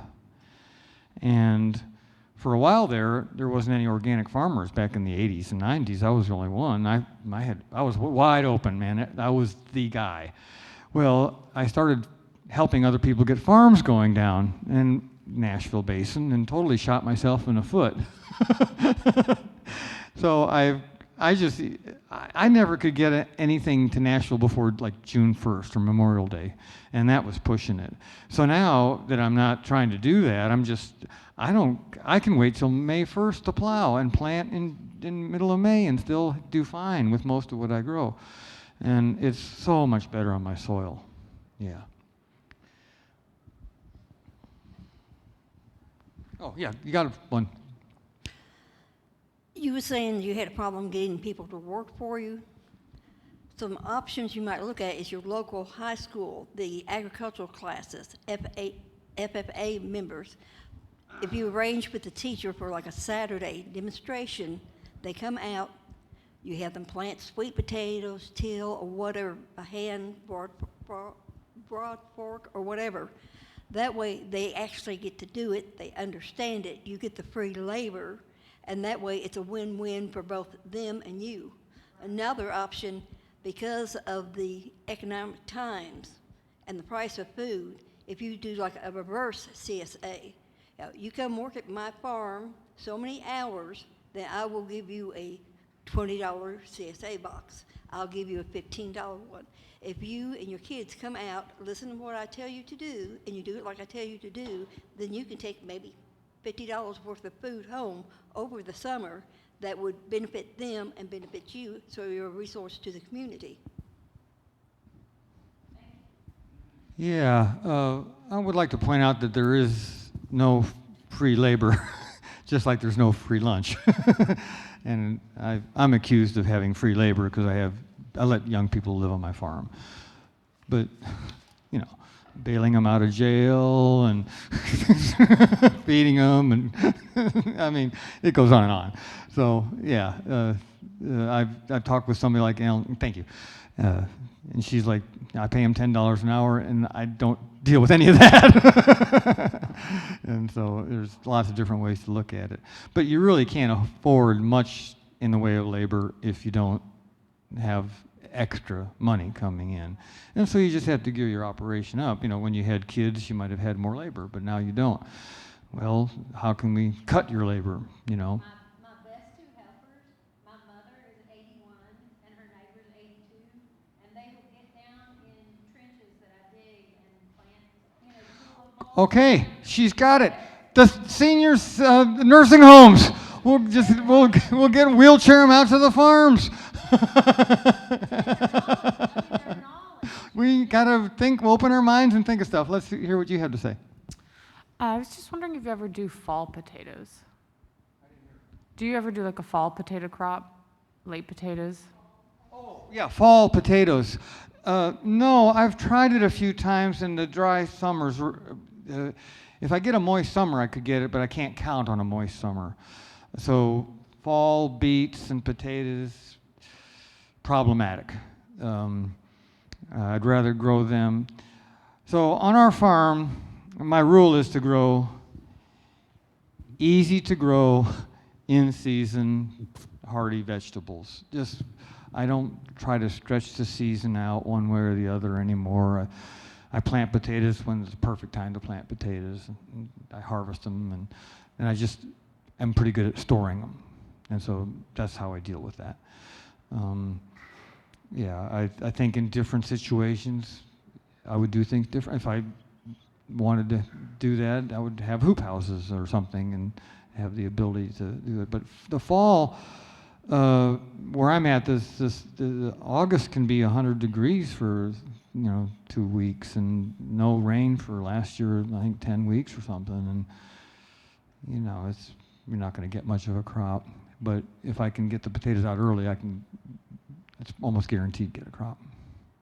Like, for example, this year, I think I got a couple hundred bushels, which is about a half. I could have got 400 if the weather had been a little better. So it's going to be between 200 to 400, most of these crops I'm talking about per acre. Yeah, maybe 150 in a real bad year, and maybe 500 in a real good year. Yeah.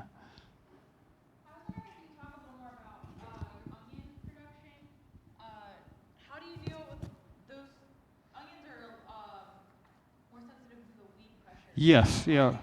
Well, yeah. I'm so glad you asked that question because I'm not going to answer it. Yeah, they have me doing an onion session on Saturday, so we'll just go into onions on Saturday. Yeah, but I'd love to talk about. I can't wait to talk about onions. Huh? Yeah. Well, you have to come to the class. Yeah. Does anybody else want to tell us a little bit about their place? You guys got a farm going? Anybody? Y'all are shy. You must have a garden. Hi, I'm Kelsey. I work at Valley Spirit Farm. So, Valley Spirit. We're out in Henry County, Kentucky. Yeah, you can see the farm he grew up on from the corner of the farm. But yeah, we grow all kinds of vegetables and actually have a farm-all cub and that same manure spreader. I was like, wow, this is great. Yeah, and probably like 50-some head of beef cattle as well. And just got sheep, so. Yeah, always, I really appreciated your session and, was really excited to learn more, dive in depth for storage crops. And yeah, also appreciate just the discussion of to till or not to till, because I feel like that just in recent years really gets caught up in dogma. So, yeah, appreciate that.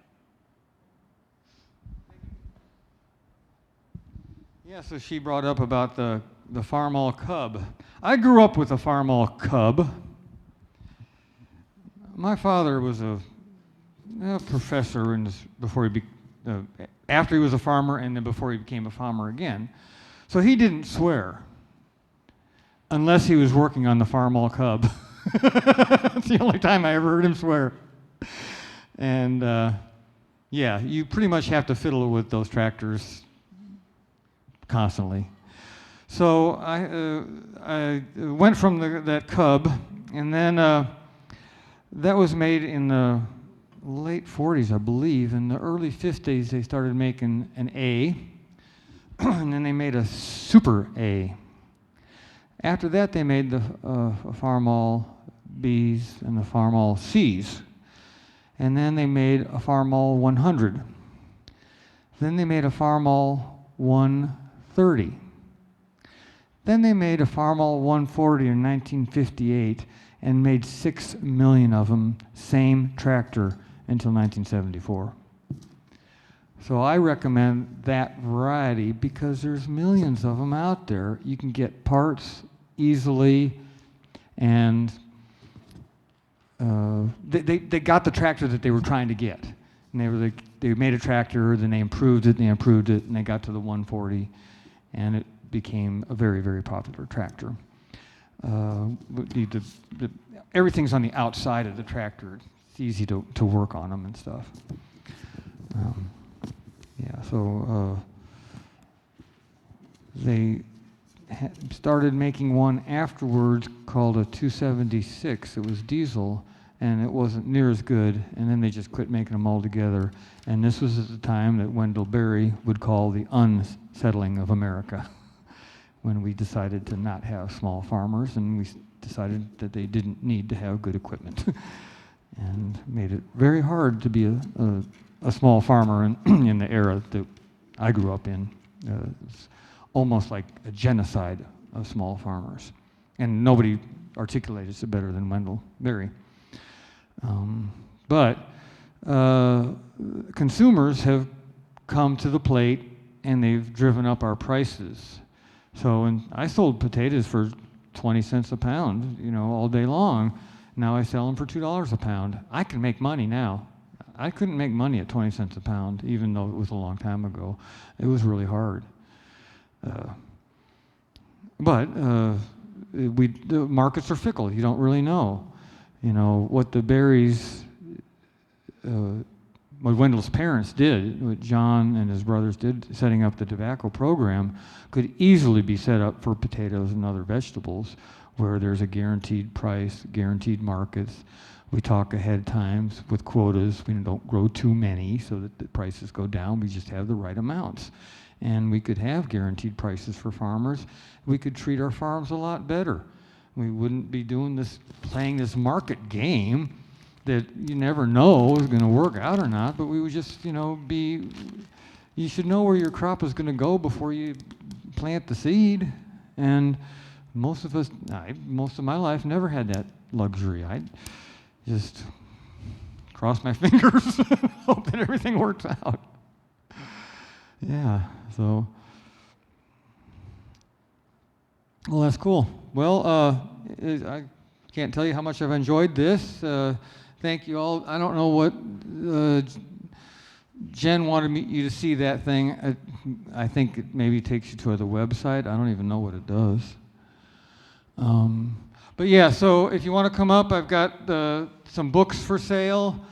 I've got these other books to look at. If someone wants to look at the biodynamic preparations, if you want to take a biodynamic preparation home and stir it up and put it on your garden, I'll give you some. And I don't know what else to say. It's I guess our time is up. Well, one more question.